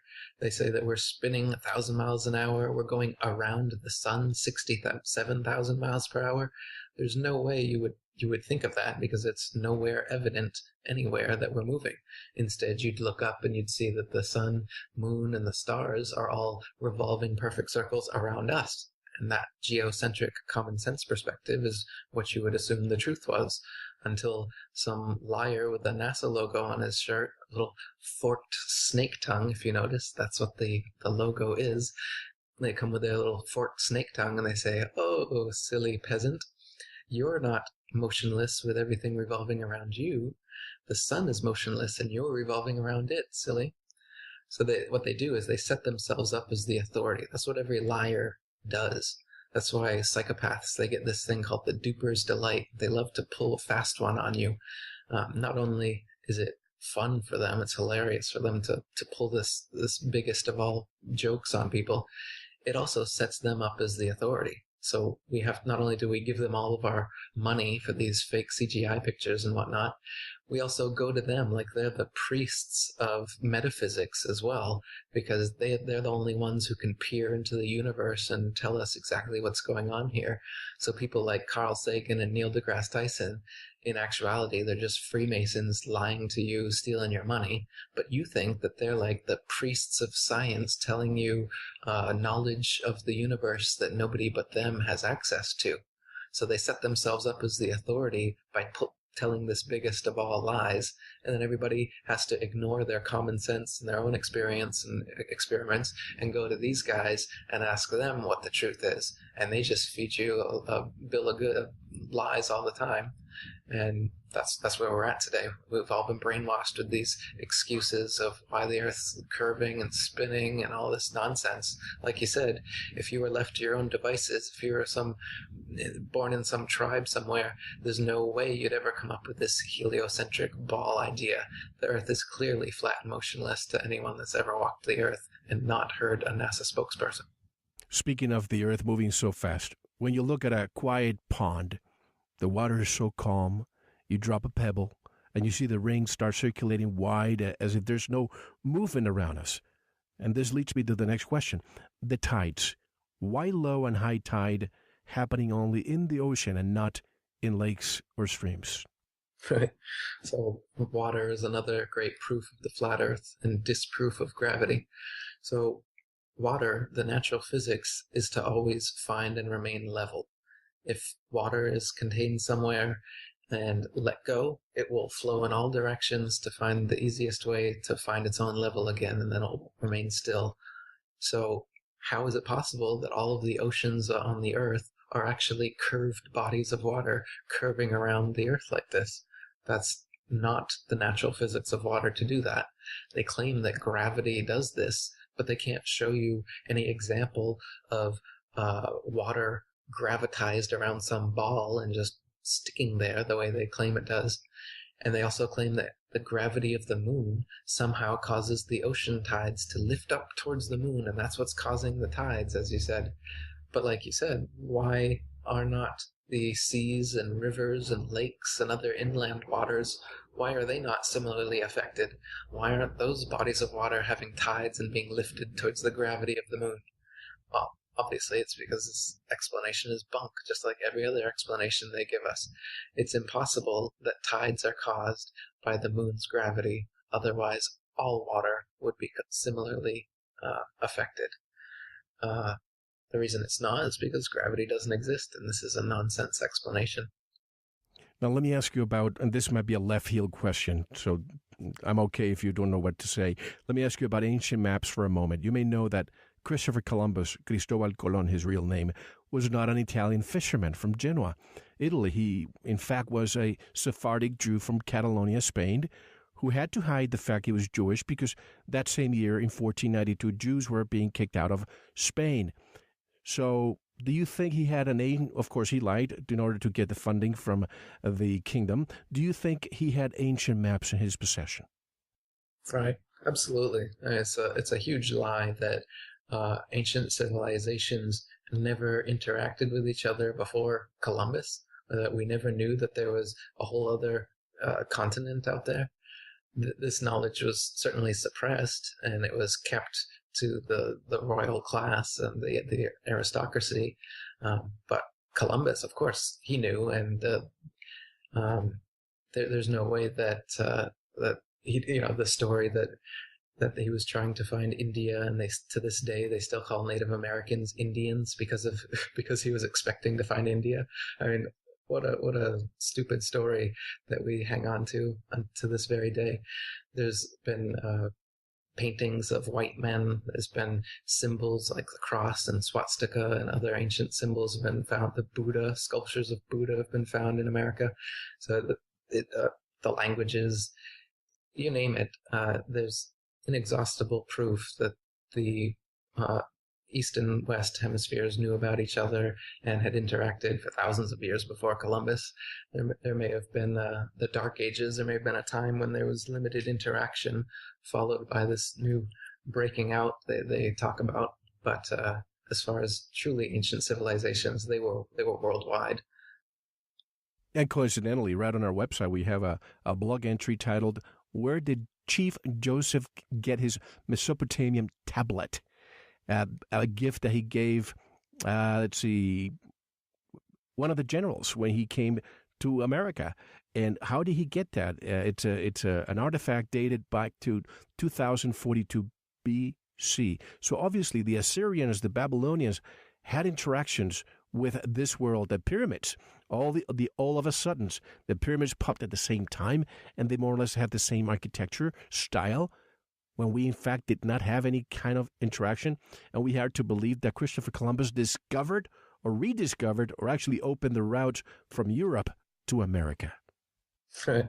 Yeah, there's pyramids all the way from South America to India to China, huge stone obelisks and, megaliths that we couldn't make today are found all over the world. Yet we're assuming that these cultures never had any connection. They all independently came up with this technology so advanced that we can't replicate it today. I doubt it. I think it's more likely that ancient civilizations were very evolved and they were worldwide. They communicated, and we have since devolved while being told that we're the pinnacle of evolution and that your iPhone is the best thing that's ever existed. Not only that, but I had a chat with the Dogon tribe years ago, and they get mad when you tell them, when you see Ancient Aliens on TV. Which, by the way, folks, find out who owns the History Channel, and then you'll know what I'm saying here. But they get mad when anybody says, "Oh, they must have been built by aliens."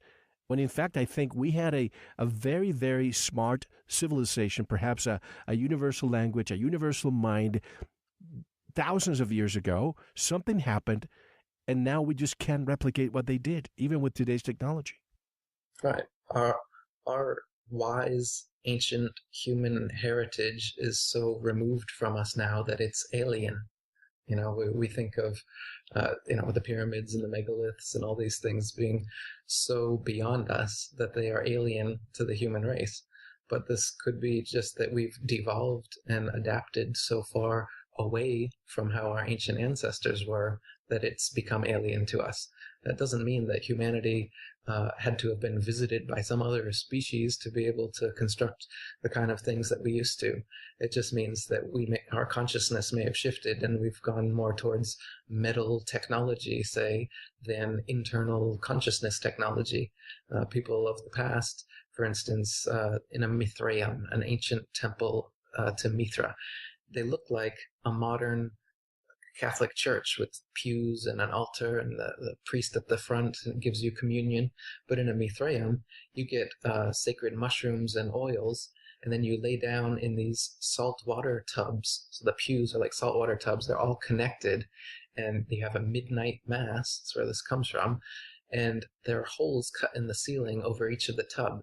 So everyone is ingesting a hallucinogenic, psychedelic, entheogenic substance. And then for thousands of years this existed, they said they communally, astrally traveled to the stars through those holes in the ceiling. So they used sensory deprivation by using these saltwater tubs and psychedelics to induce an out-of-body experience. And by doing it collectively, they said they were collectively able to travel to the stars, and they had communication with these astral beings, astral meaning star beings, aliens. So in thousands of years ago, we have whole religious sects, cults, dedicated to going out of your body and traveling to the stars with this type of internal consciousness technology and having interactions with spirit beings, aliens, whatever you want to call them. These same beings that shamans, ayahuasqueros in the Amazon claim to see now. They'll do paintings and they'll show you UFOs and beings like Nordics and reptilians and greys coming out of these things. And they say these are the beings, the astral beings on an interdimensional plane that they're seeing when they take these entheogens. So the whole alien extraterrestrial idea actually has been around for thousands of years, but not in a physical sense, like you get in a physical metal craft and try to go to another planet, but rather an internal technology where you can separate your spirit, your consciousness from your physical body, and upon doing so, direct your consciousness towards the stars, and then be able to literally travel there and talk to beings that are from there. So if this is possible, and I've experienced things that are similar to this, and I've had friends that have experienced things like this, if it's possible to use these, plant technologies or these things like sensory overload, sensory deprivation to separate your spirit and communicate with other beings, well, this is an advanced technology that almost doesn't exist anymore today. Almost nobody knows that it exists at all. The few people that do are somewhere in the Amazon. They have no idea that the Earth is supposed to be a spinning ball with extraterrestrial planets and aliens visiting us from them. They'd tell you now, man, just drink this ayahuasca. You'll see them. it's a totally different phenomenon. As And so opposed to here in the United States, where all those plants are illegal. Makes you wonder that they don't want you to start looking outside the box. right, and DMT, the most powerful Right. psychedelic on Earth, is actually naturally secreted in our pineal glands. So a lot of people will have a full-on DMT trip in the middle of the night. They won't even know what's going on. They'll think they're being abducted by aliens or something, or see UFOs, and in reality, they've just had an endogenous DMT trip. They've experienced the same thing that those ayahuasqueros in the Amazon are experiencing without knowing that there's been a drug being taken. So that's another thing, as well as I think the government has seen photos of flying, like planes with a flying saucer appendage to make them look like they're a saucer, but they're really just a plane. So between Hollywood and these government crafts, I think they're trying to turn this internal, interdimensional entity UFO phenomenon into a extraterrestrial physical phenomenon. They want you to think it's nuts and bolts, so you can knock on it and hear an echo, whereas the actual technology is internal. It's consciousness based, not. Well, that's. I'm so glad you mentioned DMT. Folks, listen to my interview with Dr. Rick Strassman, the spirit molecule. He's the only doctor in New Mexico, actually, who was able to bring this to academia. He tried DMT with his control group, and the findings were incredible. Some of the people went with one was a doctor and then changed careers because of what he found there, and now it's an incredible story. But what about planets? What if we are on, and this is the part that to me was difficult for me to disembrace from Eric, when I see these alleged circles from a telescope and you see Saturn with the beautiful rings around them and Jupiter, I would think, okay, if I'm seeing all these planets around, then we must be around. Isn't this the most difficult to explain? Yeah, that's another supposed proof of the ball Earth is they say, well, all the other planets are spheres, so the Earth should be a sphere. So first of all, Earth is a plane, not a planet. You just add a T on the end, and now they claim that this word, which means flat, that's what plane means, now they claim you add a T and it means a big ball spinning in space. So everyone says, oh, see, it's a planet. So Earth's a planet. So this is just add a T to the end of the word, and people are ready to buy on the model. And the other thing they've done is given us CGI pictures and videos of Jupiter and Mars and Venus and all the other planets, and they're spinning spheres. But the planets have been known for thousands of years as wandering stars. If you look out tonight at the planets, you can't tell the difference between what they call stars and what they call planets. They all just look like little dots of light in the sky. That's another interesting point. If planets are just terrestrial terra firma, as they say, why are they shining so just as brightly as stars, which they claim are suns? Another interesting side point. But anyway, the wandering stars are called so because their motions are not relative to each other like the other constellations stay fixed. The wandering stars kind of wander around the heavens. So they're no different than the other stars except for their relative motions. But in NASA videos, they'll show you a star looks like a big nuclear furnace of sun, and they'll show you the planets look like whatever. They are all different, but they're all balls. Through an amateur telescope, the best telescope you can get, all the planets just look like a circle of light. The rings around Saturn just look like a halo of light.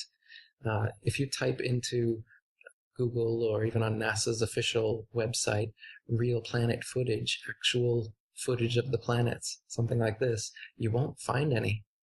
It's all CGI. There is no actual footage of planets. They're just lying to you once again.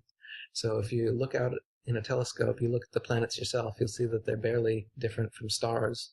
That, Mars, it's just a little circle with a little red tint to it, and there's no shading or anything that would suggest that it's a sphere.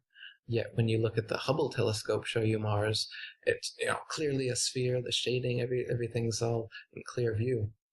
But again, the Hubble doesn't exist. It's just a CGI image, and they're claiming it's being taken from some advanced telescope that's floating around in outer space and sending them images back with their million-mile internet. You know, this million-mile internet, that's what they claim, that they send this epic satellite footage back from a million miles away. They've got internet that works at a million miles. Wait a second. This is another one, right? We see our Milky Way galaxy so beautifully depicted in these pictures. But the first thing that I think of is, when did the camera get there? Right? Nobody's questioning that. They'll show you a picture of the galaxy and all these stars, and they'll put a little arrow and say, "You are here," some random thing. You can do a Google image search of that, and you'll find the "you are here" thing look totally different in every image. But let's say that from here to the next, I believe is Alpha, what's the name? No, Alpha Centauri. I'll find the other one. The closest galaxy to us, Alpha Proximus, I believe it is. Anyway, it's how many light years? 4 point some light years away. So if, let's say, it's 1 light year away from us, or 10 light years away from us, and we had this camera that I don't know how he got there to be able to do a selfie on the galaxy, how many light years would it take to get back to us? Wouldn't it be several generations down the road that would be receiving that? Therefore, it's impossible that that picture was even taken? Right? Absolutely ridiculous. Just like all their other explanations, but they need it to make it fit. So the closest star has to be 4.2 trillion light years away, 25 trillion miles away, to make their faulty math fit, because we don't see parallax. If we're actually moving 200 million miles through space in 6 months of time from one side of the sun to the other side of the sun, as they claim, then as Danish astronomer Tycho Brahe said back in the 1600s when this model was first being introduced, he said, well, you'd see parallax. If we're supposedly moving hundreds of millions of miles around the sun, then the stars relative to each other should change. But they don't. They stay stuck in their constellations year after year, century after century. They are, exactly the same. So it's impossible that, as in their model, we're actually spinning around the sun's spinning around the galaxy spinning around the universe. If that was the case, the night sky should never look the same 2 nights in a row, especially not 2 years in a row or 2 centuries in a row. The night sky should be wildly different, and the positions of the stars relative to one another should all be wildly different. The constellations shouldn't be able to exist. We shouldn't be able to make these constellations and stories for thousands of years about their revolutions over us if that's what was actually going on. The reason the constellations stay fixed is because they are fixed, and they're moving over us in a circular anti-clockwise pattern. And the reason why they have to say the closest one is 25 trillion miles away is because they say we're going 200 million miles around the sun. So they'll show you these huge formulas with math equations there's no way anyone's going to understand. And the math fits. See, as long as the stars are 25 trillion miles away, you can go 200 million miles, and the relative position will seem the same because it's negligible. It's so much bigger. So that's why they come up with these ridiculously huge distances and numbers, is so that the math works in their model, and so that the numbers are just so big that you can't question it. You're never going to get there. They're never going to get there either. But they can lie to you and give you CGI, and you'll believe it. So. Oh, by the way, it was Andromeda, the closest galaxy to us. But when I heard this, that we're actually steady and we're basically the center, I felt a little bit ethnocentric, a little bit arrogant to say that we are. Is it bad to feel this way? Yeah, we've definitely been brainwashed not to feel this way. Mm-hmm. They tell us that we're just, they say there's 1 septillion planets that they've discovered. So there's billions and billions, trillions and trillions of planets, and Earth is not special. And they just found Earth 2.0. Did you find that? A couple of months ago, yes. They came up with some new planet they found, which mysteriously looks like CGI once again, and it's got water, and it looks like Earth, and it could sustain human life. And so this is what they want you to think. They want you to think you're not special. They want you to think you're an accident. That's what this Big Bang non-God cosmology is all about. Well, isn't a Big Bang the equivalent of you and I throwing a chalk on a board and expecting that the word God would appear? Right. Yeah, it's the equivalent of having a huge explosion take place, and when the dust settles, uh, everything you see on Earth is here. It's the equivalent of seeing a laptop computer in the middle of the forest and assuming that it just came there by accident for no reason, and no intelligence, no consciousness was involved in its creation. That's part of this big deception. That's what they want you to think. They've actually got a huge segment of the population believing that the entire Earth, the entire physical universe, comes from nothing, and consciousness, intelligence, somehow evolved out of the random accident.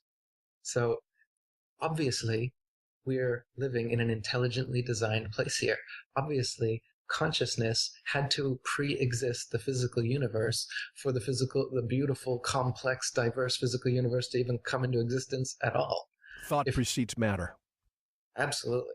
And that's what all religious and spiritual systems throughout history have said this, but the new science religion says the opposite. The new science religion says matter comes first and thought comes out of that somehow. Stupid matter evolves thought and intelligence out of it.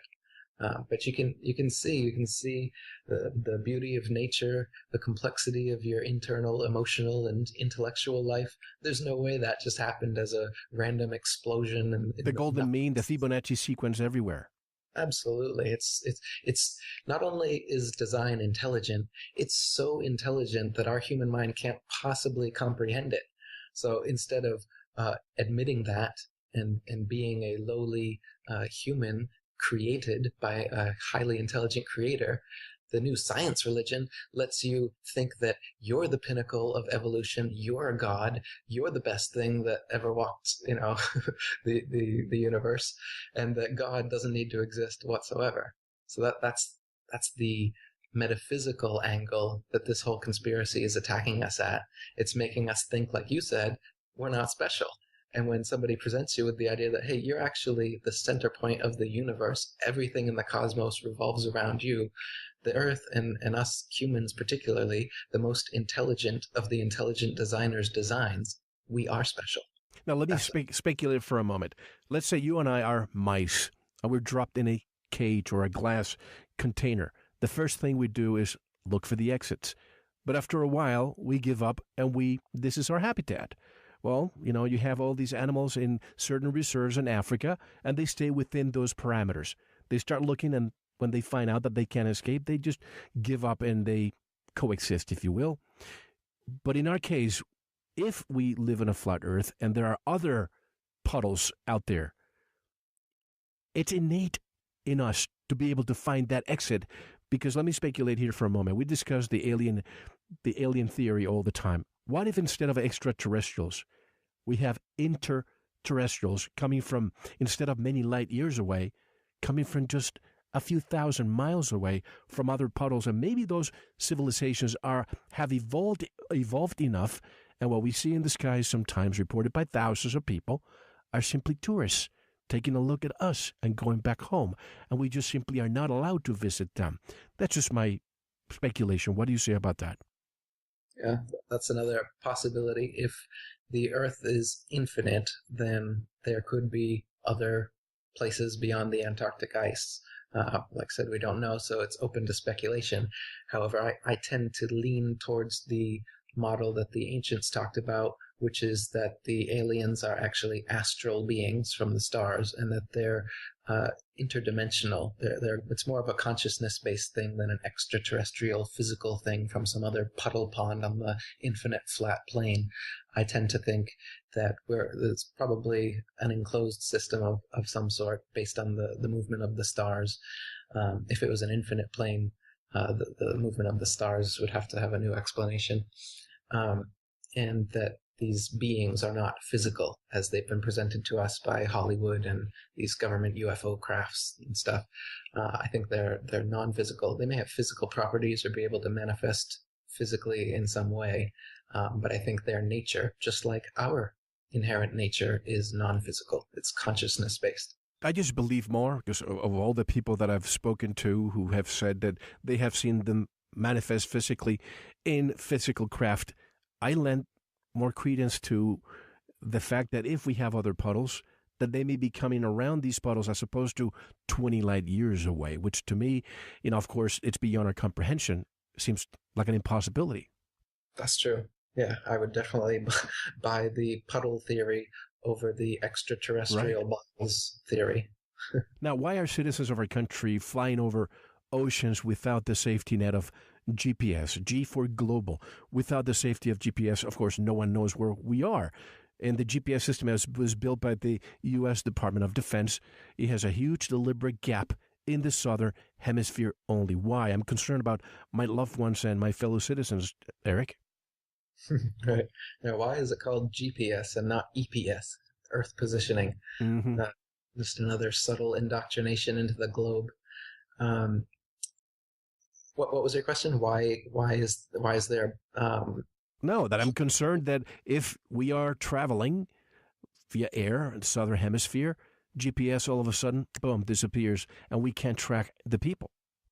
Yeah, some of the flights in the southern hemisphere, like when they go over the oceans, for some reason, the GPS just shuts off. That's right. This could be because there are no satellites and it's just ground-based. So there's certain places in the southern oceans that don't have towers that can reach them. That's one possibility.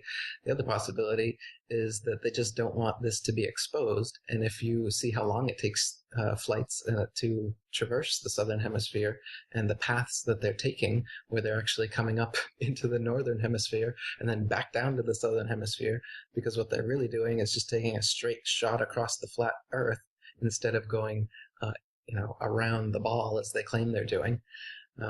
This is another reason. So it could be because they're having technological problems making the thing go all the way over the flat Earth, or it could be because they just don't want the deception to be exposed. So as a result, like you said, they're putting your loved ones in danger so that their conspiracy doesn't become in danger. Here's another thought to ponder. We know that governments really don't rule. The corporation rules. Let's pick the number one industry in the world, oil. Let's pick one, Exxon, Mobil, whatever. Wouldn't they have gone down to Antarctica to start drilling or finding more resources? You think wealth is being hidden? Right. Yeah. There's obviously more land down there than we've been told, so there's more land being hidden. If Admiral Byrd is to be believed, it's a gold mine down there of natural resources that corporations would certainly want to go down and invest in. But we've got these Arctic and Antarctic treaties that have been signed so that they're not allowed to do so. But that begs the question, then why have these things been signed and why aren't they going down there anyway and just saying, screw the treaty? There's got to be something big there. I mean, like you said, that it's patrolled. There's military vessels that won't let you go. Brooks Agnew, like you said, couldn't go. Rodney Clough, he's a hollow earther, tried to go to the North Pole. He got turned around by military vessels. So they want to keep you in the middle of the flat Earth. They don't want, or the middle latitudes. They don't want you to go to the very middle, the center, the North Pole. And they don't want you to go to the edges, Antarctica. They keep you in the middle ring, as it were, the Middle Earth of the Lord of the Rings. It's interesting. Mm-hmm. There's a mountain in that, the latest Lord of the Rings movie, and that's where they rule from. So the North Pole would obviously be, if it's at the center of the flat Earth, the most strategic location to own. Just like in the Lord of the Rings, the one ring to rule them all would be the central ring, and the outer ring, they keep us from that. And then the middle ring between the central and outer rings, that's where we're allowed to go. We're like the mice in the lab, like you said. And what they've done is they've put us in a maze. They've put television screens all around the mice, showing them that their prison has no walls. It's a ball. You can just keep going around it. And so the mice don't even think to try to find the edge, because there isn't one. They don't try to think to find the inner or outer extremity, because there isn't one. You're on a sphere. Just give us bread and circus and we'll be happy. Every point is equal to every other point. So there's no point that encourages exploration more than any other. So it's ingenious what they've done there. And then if any intrepid free thinkers get beyond their propaganda and actually try to traverse into the inner or outer rings, they've got those guarded by a heavy hand. So first they've got the soft method by brainwashing you, then they've got the hard method by physically enforcing the boundaries.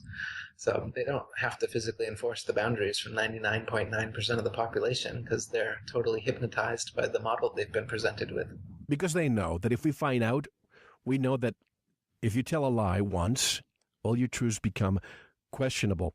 But again, talking about the corporation, if we went to the moon in 1969, logic tells me that moon travel would have been commercialized, and by 75, 85, or 1995, trips to the moon would have been a reality. It hasn't happened. This would be exploited by the highest level. That's how business works. But if in 6 months from now, Eric, the Earth is on the other side of the sun, shouldn't we be seeing a different set of stars than the ones we see today? 6 months prior wouldn't be visible because they would be behind the sun. How is it possible that we see the same stars when we're on the other side of the,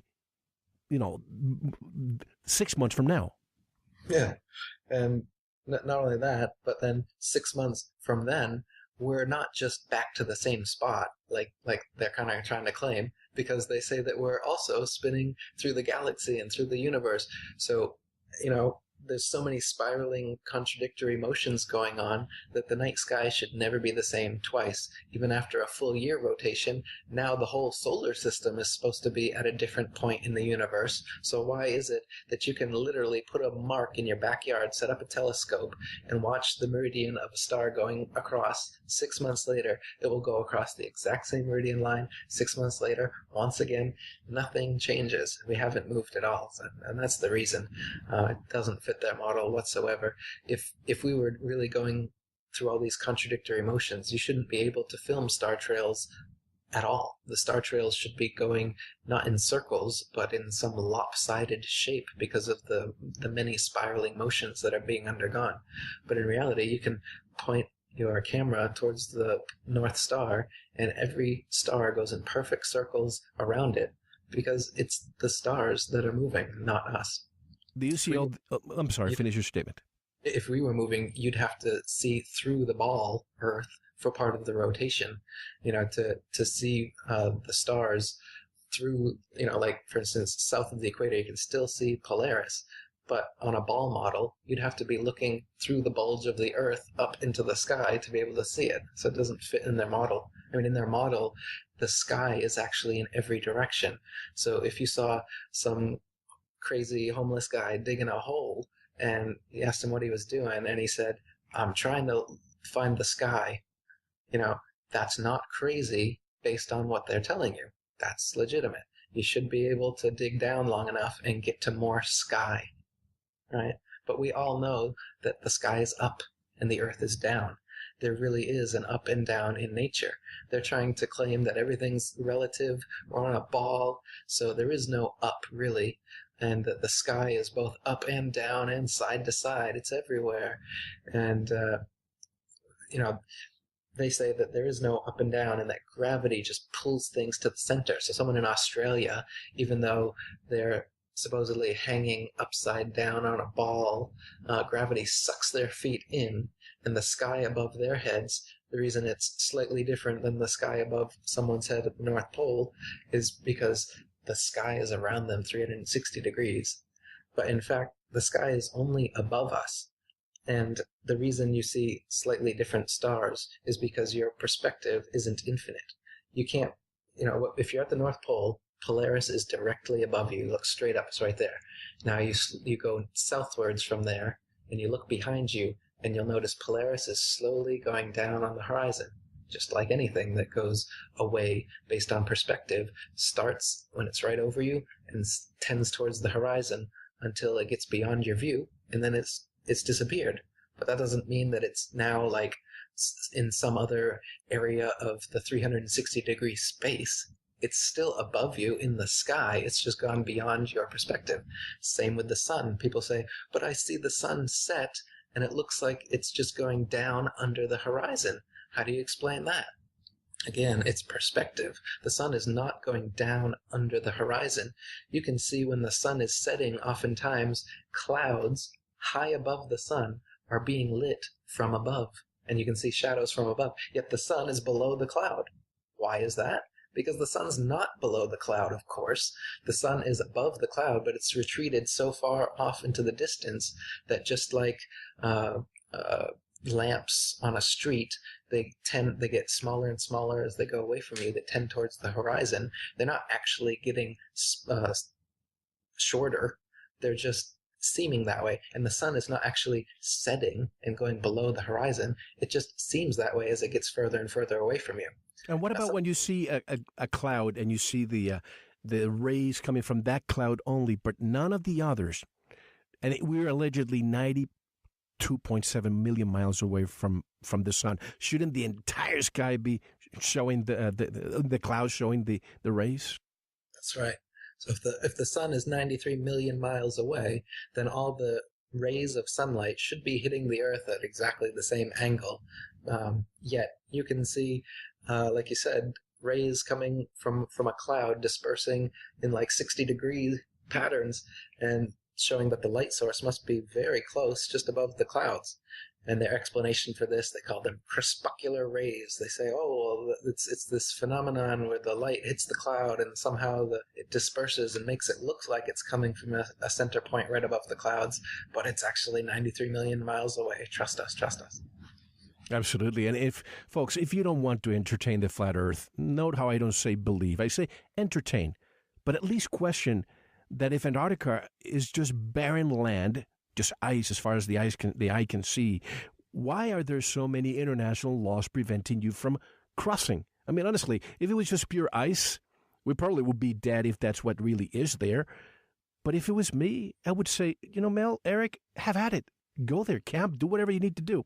But I wish, Eric, with all these GoFundMe campaigns that you see on Facebook on a daily basis, if we put everybody together, do you think that we could create an independent institution that allowed scientific research by independent researchers in Antarctica?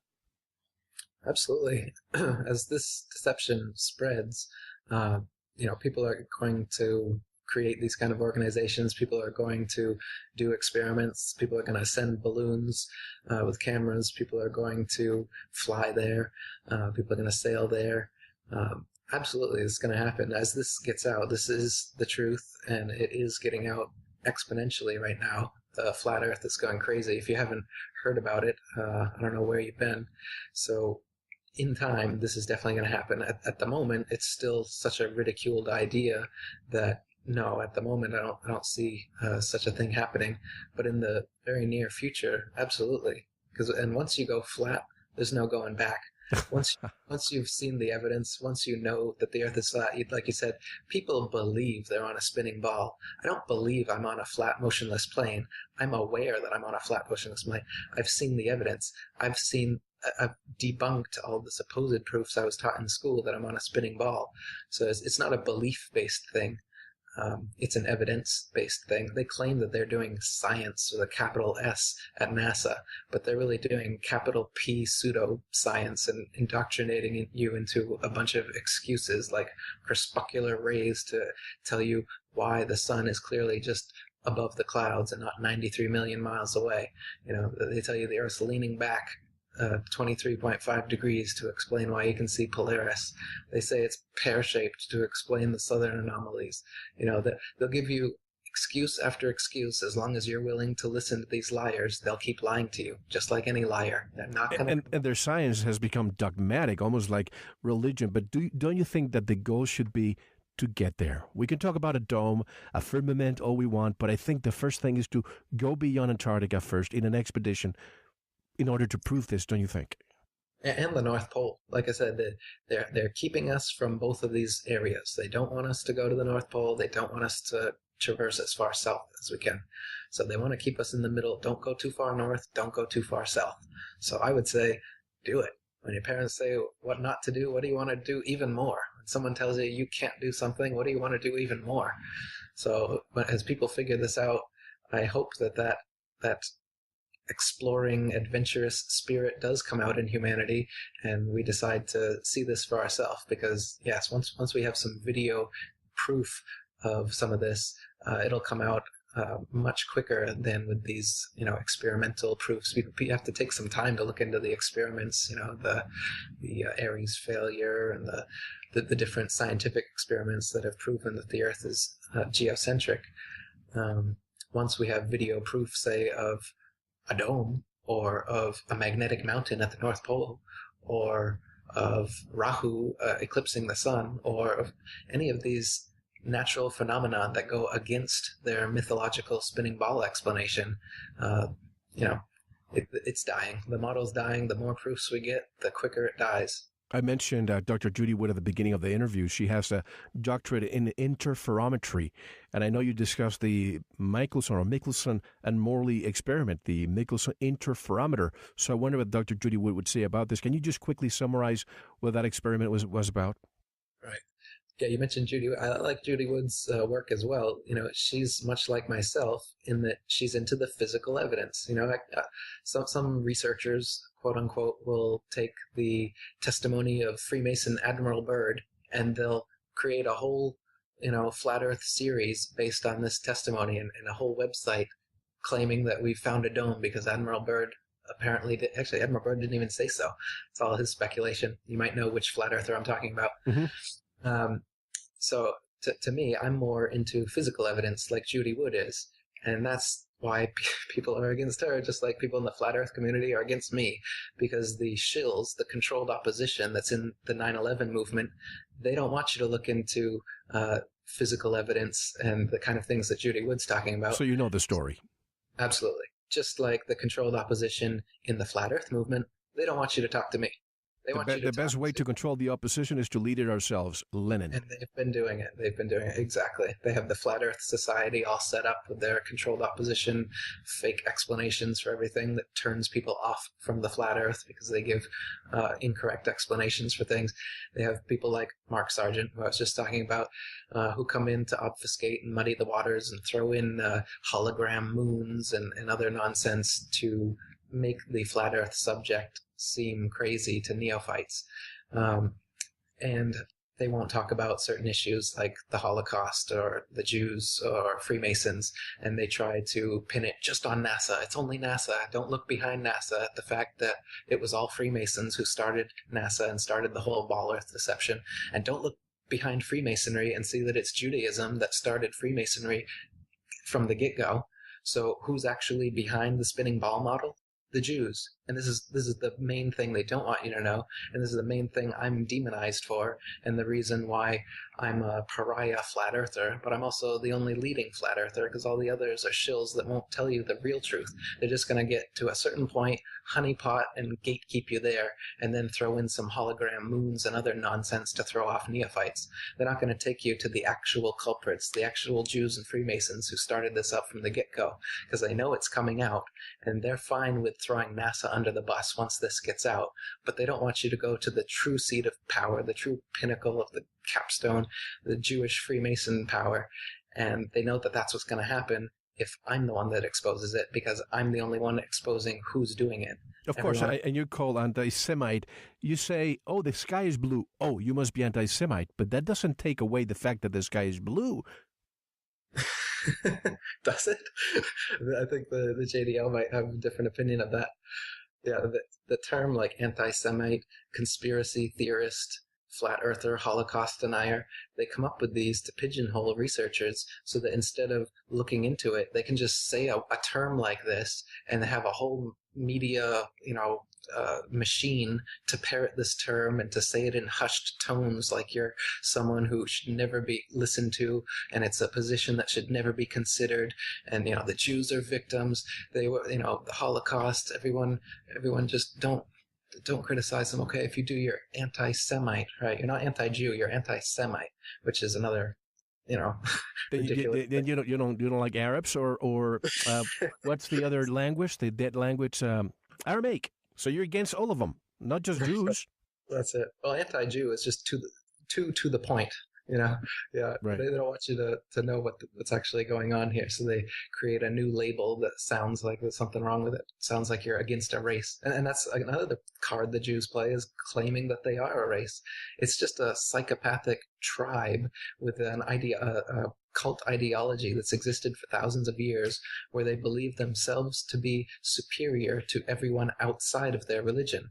They claim to be God's chosen people, and that they were put here on earth to be masters, and that everyone else are just animals in human form to serve them. I mean, this is literal word for word from their holy book, saying that us goyim, as they call us, which means cattle, us cattle are only here, put in human form to better serve them. If we were animals, we wouldn't have, opposable thumbs and all the necessary things to be good servants. Sounds crazy, but it gets even deeper than this. I mean, they talk about how if a Gentile hits a Jew, the Gentile must be killed. If you steal something from a Gentile, it can be kept. If a Jew murders a Gentile, he must be killed. But if a Gentile, the other way around, if a Jew murders a Gentile, it's God's work. It's fine. Well, when you say that they have been expelled 109 times, oh, you're an anti-Semite. Folks, once again, these are facts from the year 250 until it happened, 1948, actually. Why can't you question it? Why can't we just sit down and say, please, I have nothing against Jews because I know many of them, they're nice people. But why can't I sit down and ask why they were expelled 109 times from different locations? And they just say, oh, this is not true. I have a list right in front of me. Why is it so bad to ask the question? Right. In 18 countries in Europe, it's illegal to talk about the Holocaust. That's right. You can't, they'll call it criminalized revisionism if you point out evidence of the lack of a Holocaust, the lack of gas chambers, the lack of execution orders by Hitler. If you point out these things, you will be put in prison, and many researchers and authors have been put in prison under these laws. It's the only historical event that you are legally unable to talk about. Why? Because it reveals that they are lying to you about the Holocaust, and that they are the ones that are behind everything, literally wars, the banking system, the mainstream media, this ball earth deception, circumcision, kosher slaughter, meat eating in general, Semitic. The entire conspiracy, as Hitler knew, is Jewish in origin. That's where it comes from. And that's why Hitler is the most demonized person in history, because when you go up against the greatest liars in history and you lose, you're going to become the most lied about man in history. And that's what's happened to Hitler. And that's why the Holocaust is not allowed to be talked about anywhere in Europe. It's illegal. And that's why they don't want you talking about those 109 countries they've been kicked out. They'll just tell you those countries were all 109 of them, they were anti-Semitic. Or they talk about the Holocaust, but they don't talk about Lenin and Trotsky, how many they killed. Of course, they don't want you to know how many people, how many Christians, how many Gentiles the Jewish Bolsheviks killed, how many tens of millions were killed by Jews. They just want you to know this fake number of 6 million Jews they claim died in the fake Holocaust, so that you'll see them as perpetual victims. And Steven Spielberg will put out a new victimhood movie for everyone to see every year, and everyone will continue believing that the Jews are the most... You mean like Schindler's List, the fictional movie? Absolutely. Exactly. People think that this is, what actually happened. I recommend people view my documentary called Adolf Hitler versus the Jew World Order. And you'll see exactly what the Jews have been up to for the past couple thousand years, exactly why Hitler has become the most demonized man in history, and how close to the mark he was on pointing out who's in control of this worldwide deception, this huge conspiracy that's convinced us of a spinning ball Earth and has placed Rothschild central banks in all but 3 countries in the world now that are under Jewish usury. The reason that now the United Nations is taking power and we're starting to have this world Jewish government with 33 degrees of the flat Earth in their logo, this deception, it's huge. It's a huge conspiracy, multi-generational, and it's been going from the Jews through the Freemasons to NASA to, like I said, banking system, the mainstream media, Hollywood, completely created and maintained by Jews. And this is admitted. This is not like difficult information to find. They admit it themselves. The problem is that the mainstream media is so censored by these people that nobody's really talking about it, and anybody that does gets squashed instantly, both by terms like anti-Semite and other ridicule, as well as legally by their slush funds that they have to come after people like myself. And physically, if you get beyond that, they're not beyond murdering you if you say something beyond what they're going to allow. I'm So going to lean. I don't mean to interrupt you, but I know it's. We've been here for more than 2 hours, so if you can give me a few more minutes, because I have a couple of questions left. Are you okay with that? absolutely. I'm going to lean into discomfort for a moment before I ask you the question. I must confess that every time, Eric, I've conducted a presentation, the hecklers, the ones who have attacked me from every direction, have been Jewish. What am I saying that this overrepresented segment of the population doesn't like?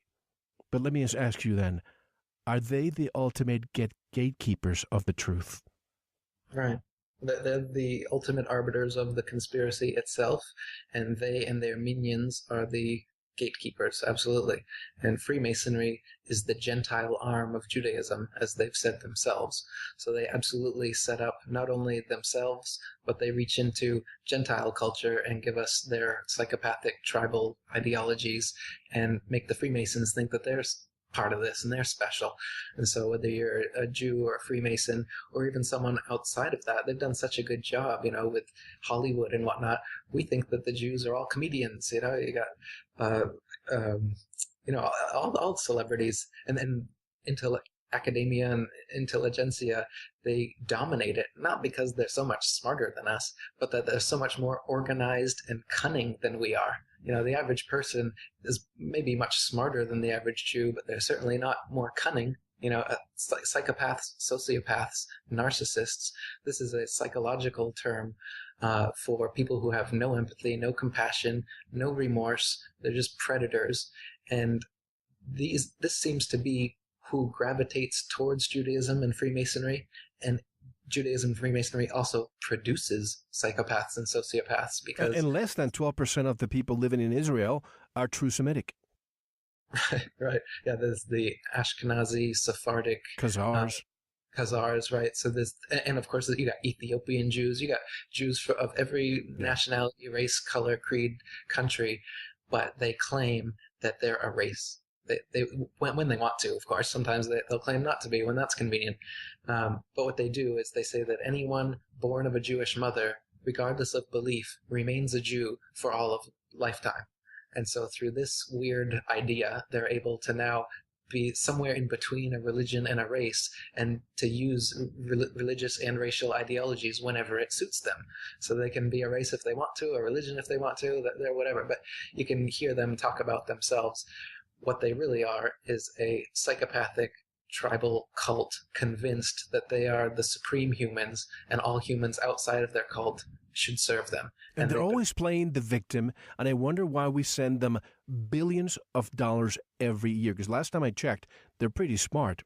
And if you and I are born in Israel, and we have several generations of father, grandfather, great-grandfather, but we're not Jewish. We're not Israeli citizens. We're just residents of the country. Right. Legal residents. Germany's still paying reparations. They've been paying for like 100 years since World War I. They've been paying the Jews and other countries under Jewish control war reparations for what they didn't do. Hitler just wanted peace, and it was the Judea, the worldwide Jewry, which declared war on Germany, not the other way around. We've been fed all this propaganda that Hitler was trying to take over the world or something, when he was actually a response to Jewish Bolshevism and Stalin in Russia and everything he was doing. And he was taking over the world, him along with his Jew financiers and backers, and Hitler was trying to stop them. So in school, I never had a single unit on Stalin. Every single year, though, we had a unit on Hitler about how bad he was. I remember that explicitly. And it wasn't until I got out of college that I finally started looking into it myself and found out, even if you believe every mainstream lie about Hitler, Stalin was way worse. Why don't we hear about him? Makes no sense. And nobody says that, Marxist Jews were the ones responsible for, what happened in Russia, what became the Soviet Union. And I think when you think of the United States and the overrepresentation, when you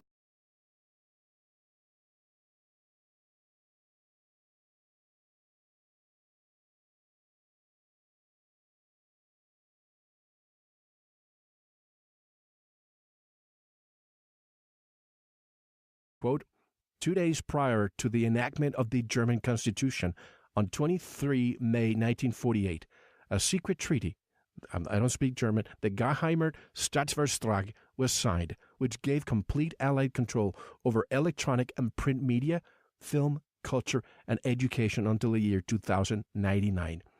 Keep a few generations brainwashed, Eric, for 150 years, and no one will ever remember what really happened. A very clever plan. Very clever. Absolutely. They're cunning. If you've ever known a psychopath or a sociopath, you know that they are ridiculously good at getting revenge. They're amazing at getting you back at perceived slights.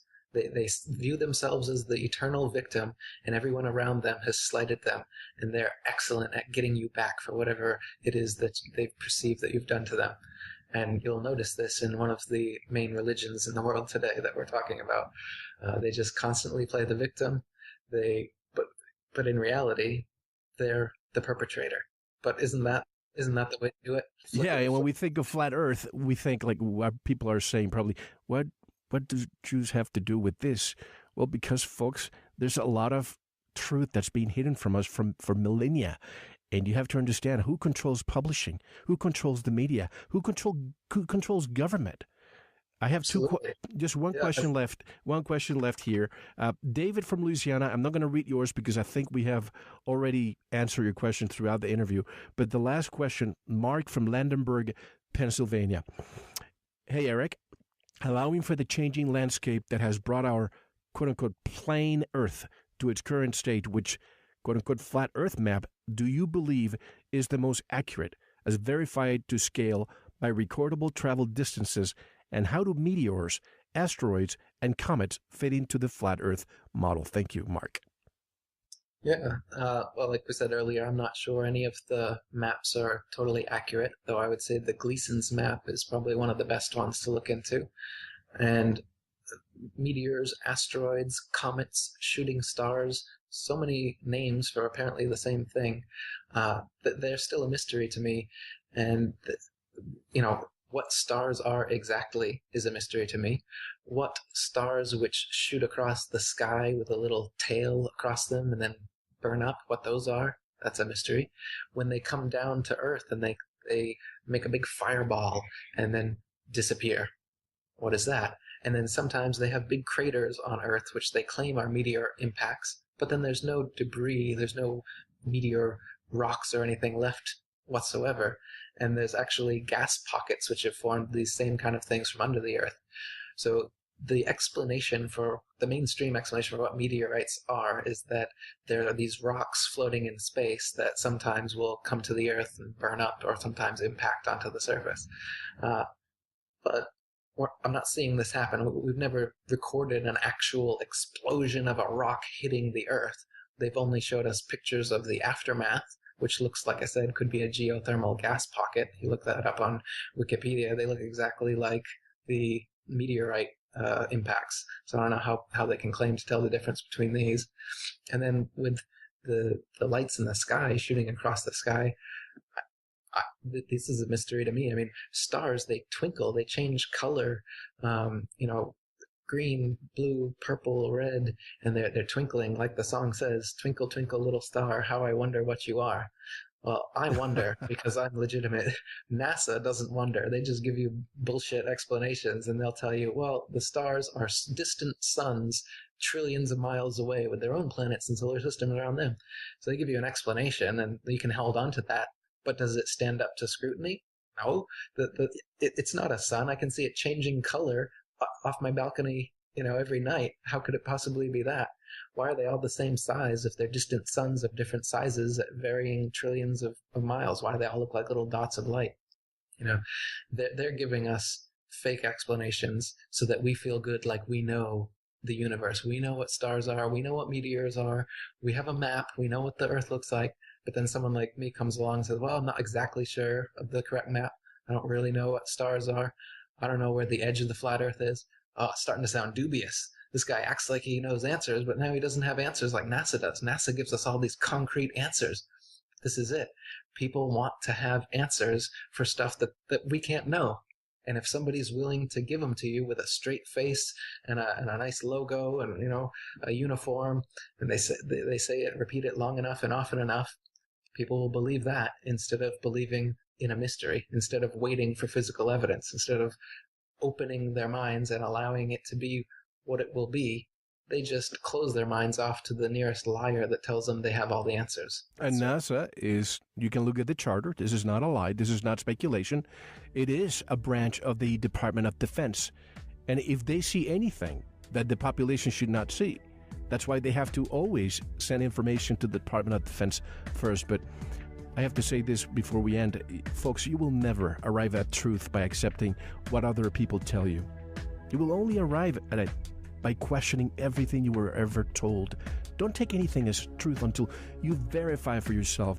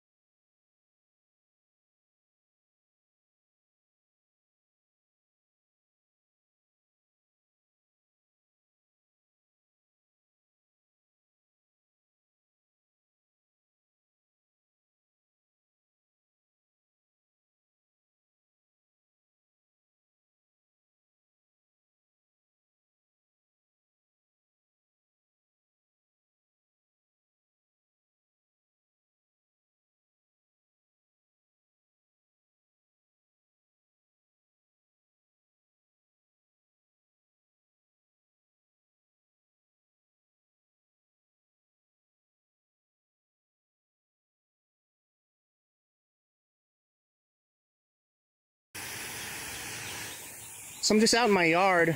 A lot of people forget that you can create your own rainbow if you just turn on a sprinkler.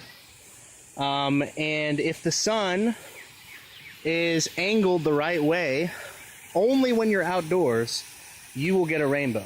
So that's the first question. Why can you not simulate a rainbow indoors? There's a stipulation. You can create a rainbow indoors, but you need a mirror.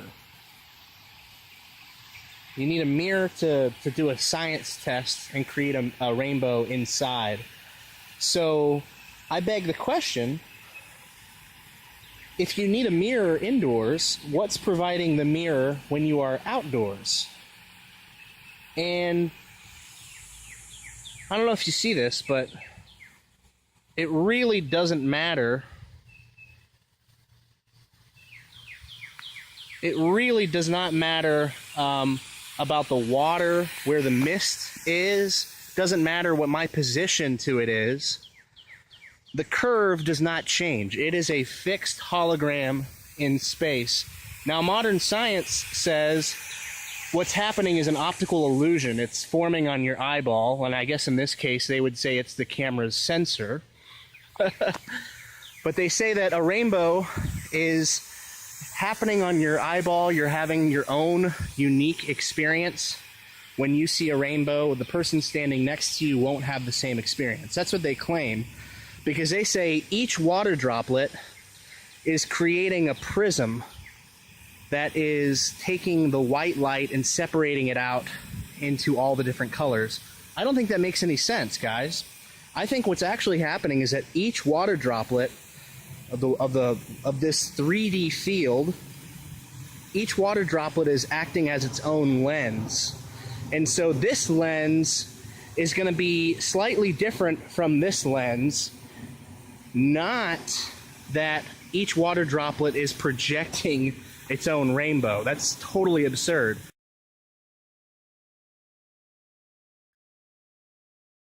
In 1913, Sagnac carried out a simple experiment of passing light in opposite directions around a table and recombining them.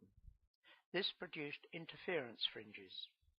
He then rotated the whole table at 2 revolutions per second and found that the fringes changed. This result has very significant implications in science. It works as follows. A beam of light leaves the light source at the bottom left-hand corner and is split into 2 different beams, which we have coloured red and blue just to distinguish them. They travel round the circuit in opposite directions until they eventually reach the splitter, which also recombines them. There they then go on to the photographic plate, where they have interference fringes. In this simplified version, we see that the beam is split into 2, the red and the blue again, and they go round the circuit and are recombined at the splitter and recombining prism, so that they again produce the fringes on the photographic plate. Now let us rotate the table. Before we do so, there is the very important subject of the effect of the ether. The Michelson-Morley experiment failed to detect the 30 kilometers per second motion of the Earth through the ether. So as to overcome this problem, Einstein simply abolished the ether in his relativity theory. The very significant result of the Sagnac experiment was that it proved that the ether existed. Let us see how it did this. It is a fundamental feature of relativity that it claims that as there is no ether, light travels away from a source at the same speed relative to the source, whether the source is moving or not. Thus, whether the table is turning or not, the fringe patterns should stay the same. But if the ether exists, once the light has left the source, the speed of the light is controlled by the ether, independent of the speed of the table, mirrors, etc., as we see here. So let us see what happens when we rotate the table. Here, the light is split, and the red and blue lights go in opposite directions. But notice that the left-hand mirror has moved around in such a direction that the distance the red light has to travel is further. Now in relativity, the same time should be taken because the splitter is also moving and the distance between them is the same. But now imagine that the ether exists and the speed of the light is controlled by the stationary ether. Imagine the ether like a thick treacle that limits how fast the light can travel, independent of the motion of the light source, the splitter, or the mirrors. The result is that the red light takes longer to reach the left-hand mirror. Similarly, the right-hand mirror is coming towards the blue light, so it reaches the mirror quicker. After they change ends, the red light again takes longer to reach the recombiner, whilst the blue light gets there quicker again. So they reach the photographic plate with a delay between them, and this changes the fringe pattern. In fact, Sagnac, using the speed of the rotation of the table, calculated how much the fringes should change, and found that they did change by just that amount. The crucial feature of this experiment is that it demonstrates that the ether does exist, which demolishes relativity. How does the scientific establishment deal with this result? By muddying the waters with scientific gobbledygook. Wikipedia says, in the above discussion, the rotation mentioned is a rotation with respect to an inertial reference frame. Since this experiment does not involve a relativistic velocity, The same wording is valid both in the context of classical electrodynamics and special relativity. How on earth can it be valid in both theories? It clearly proves that the ether exists because the speed of the light is controlled by the ether, independent of the rotating table and mirrors. This Sagnac effect is used by airlines for their compass directions. As the plane turns, the change in the fringes are translated into a change in the direction of the plane that then registers on the cockpit compass. In addition, I have received comments from 2 scientists complaining that they were never taught about the Sagnac experiment. The first said, "After 35 years as a professional physicist with a thesis in relativity, I only learned of Sagnac's experiment last year." Another correspondent complained that his professors never mentioned these important experiments. Dear Mr. Bowden, thank you for your enjoyable and well-written website. I've enjoyed visiting there today. I was especially interested in your comments on geocentricity, which, as noted, are controversial. The amazing thing is that none of the experiments cited were ever discussed in my undergraduate education, nor the implications cited. All my life I have heard the story of how Copernicus's theory came to prevail. I would have thought that major experimental evidence, already in existence, and calling the theory into question, would have at least been cited. One feels cheated as a student, of course, to keep finding 25 years later these bodies of contrarian evidence that never are mentioned in the classroom unless a student has already researched the topics and brings them up. Yet again, we have the suppression of scientific evidence that supports creation and geocentricity.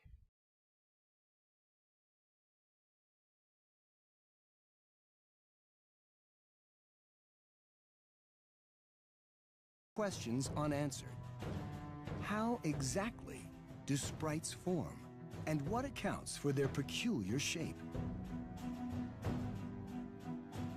To answer these questions, the group decides to try something that's never been done: to fly closer to sprites and to photograph them simultaneously with 2 different cameras on 2 different airplanes, hoping to combine these images digitally and reveal the anatomy of a sprite.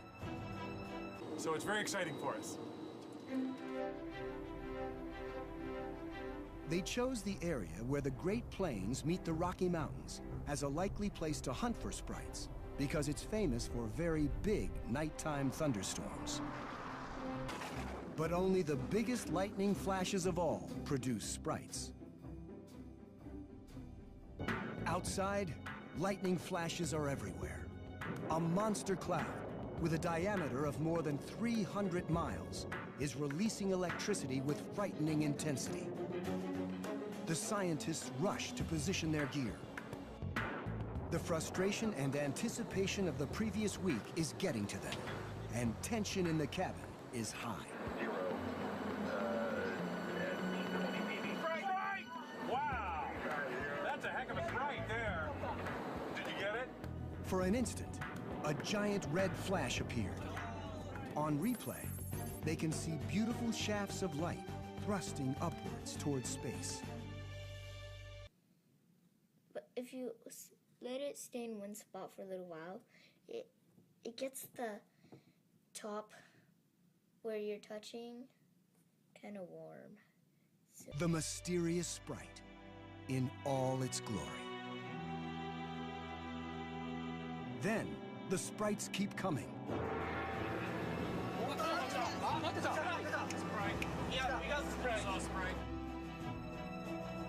On board, the team reviews the stunning and unique images. This sprite was shaped like a mangrove tree. It's been captured in more detail than any sprite until now, Just like its name, this sprite evokes a fairy with wings.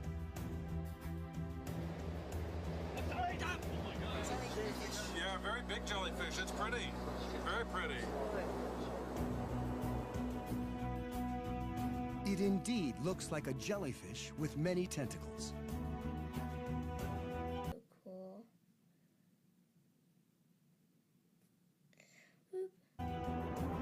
Sprites of many different forms appear, one after another.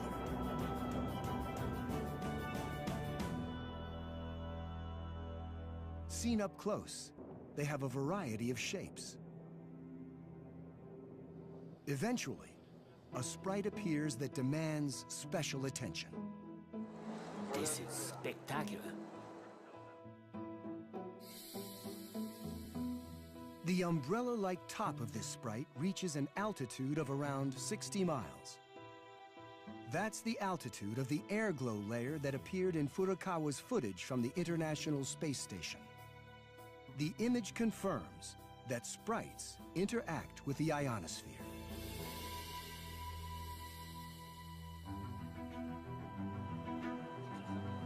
Now it's time for the high-speed camera. It's designed so that when a sprite is sighted and the button is released, the previous 3 seconds of footage will be saved.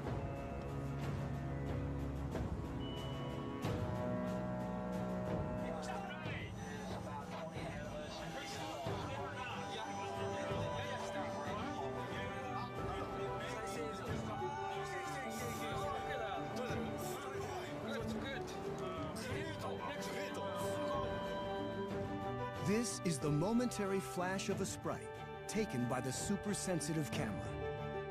And when shot by the high-speed camera, it looks like this.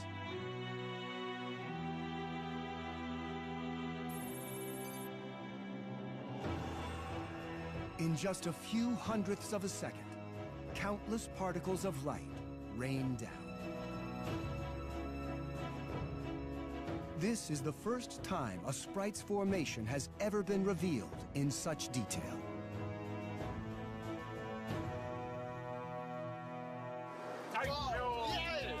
During the night, 14 sprites were captured by the high-speed camera. 8,000, yes, very good.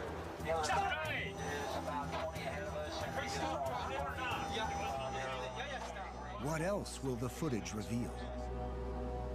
With great expectations, they return to the ground. Not too bad, huh? That's amazing. It was fabulous. It was amazing. I haven't seen anything like that ever. The long night is over, but they know their work is just beginning. Back in Denver, the team gathers to make some scientific sense out of their spectacular sprite footage. The halo above and the elf below, and that's just because it's expanded out in front. Right. At first glance, this sprite may seem to burst up from the storm clouds towards space. But when seen by the high-speed camera, the movement looks completely different. Bursts of light appear out of the center, spreading both up and down. In fact, when examined in slow motion, it appears that sprite formation is more complicated than early reports had indicated. And what about this sprite shaped like angels' wings? With this one too, bursts of light suddenly appear out of darkness. They go down, and the next moment up, and then down again. They change their direction as they unfold. So what is really happening? Within the sprite, electrons are colliding with charged particles in the atmosphere, creating a pathway for the electrons to travel. Where they go depends on the concentration of electrons and the composition of the atmosphere.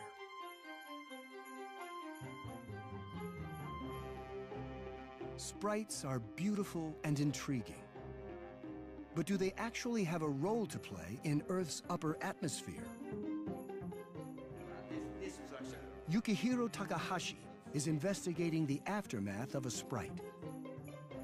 Once the electrons cut open a path, the atmosphere around it becomes highly electrified.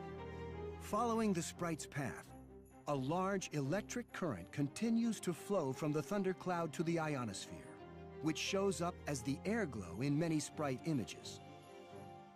The sprite flashes only for an instant, but at the moment when it flashes, a conductive path is created. The electrified path doesn't disappear when the flash ends, but stays there for a while. The effects are thought to last several seconds to minutes. The result is a massive transfer of electric charge in the space between the cloud and the ionosphere. Yeah, it's so cool. It's like an electricity ball. You can touch it. I wonder what happens if you break the glass. The electricity will go everywhere. Well, I won't do that. Don't forget to like, comment, and subscribe. See you in my next video. Bye. The umbrella-like top of this sprite reaches an altitude of around 60 miles.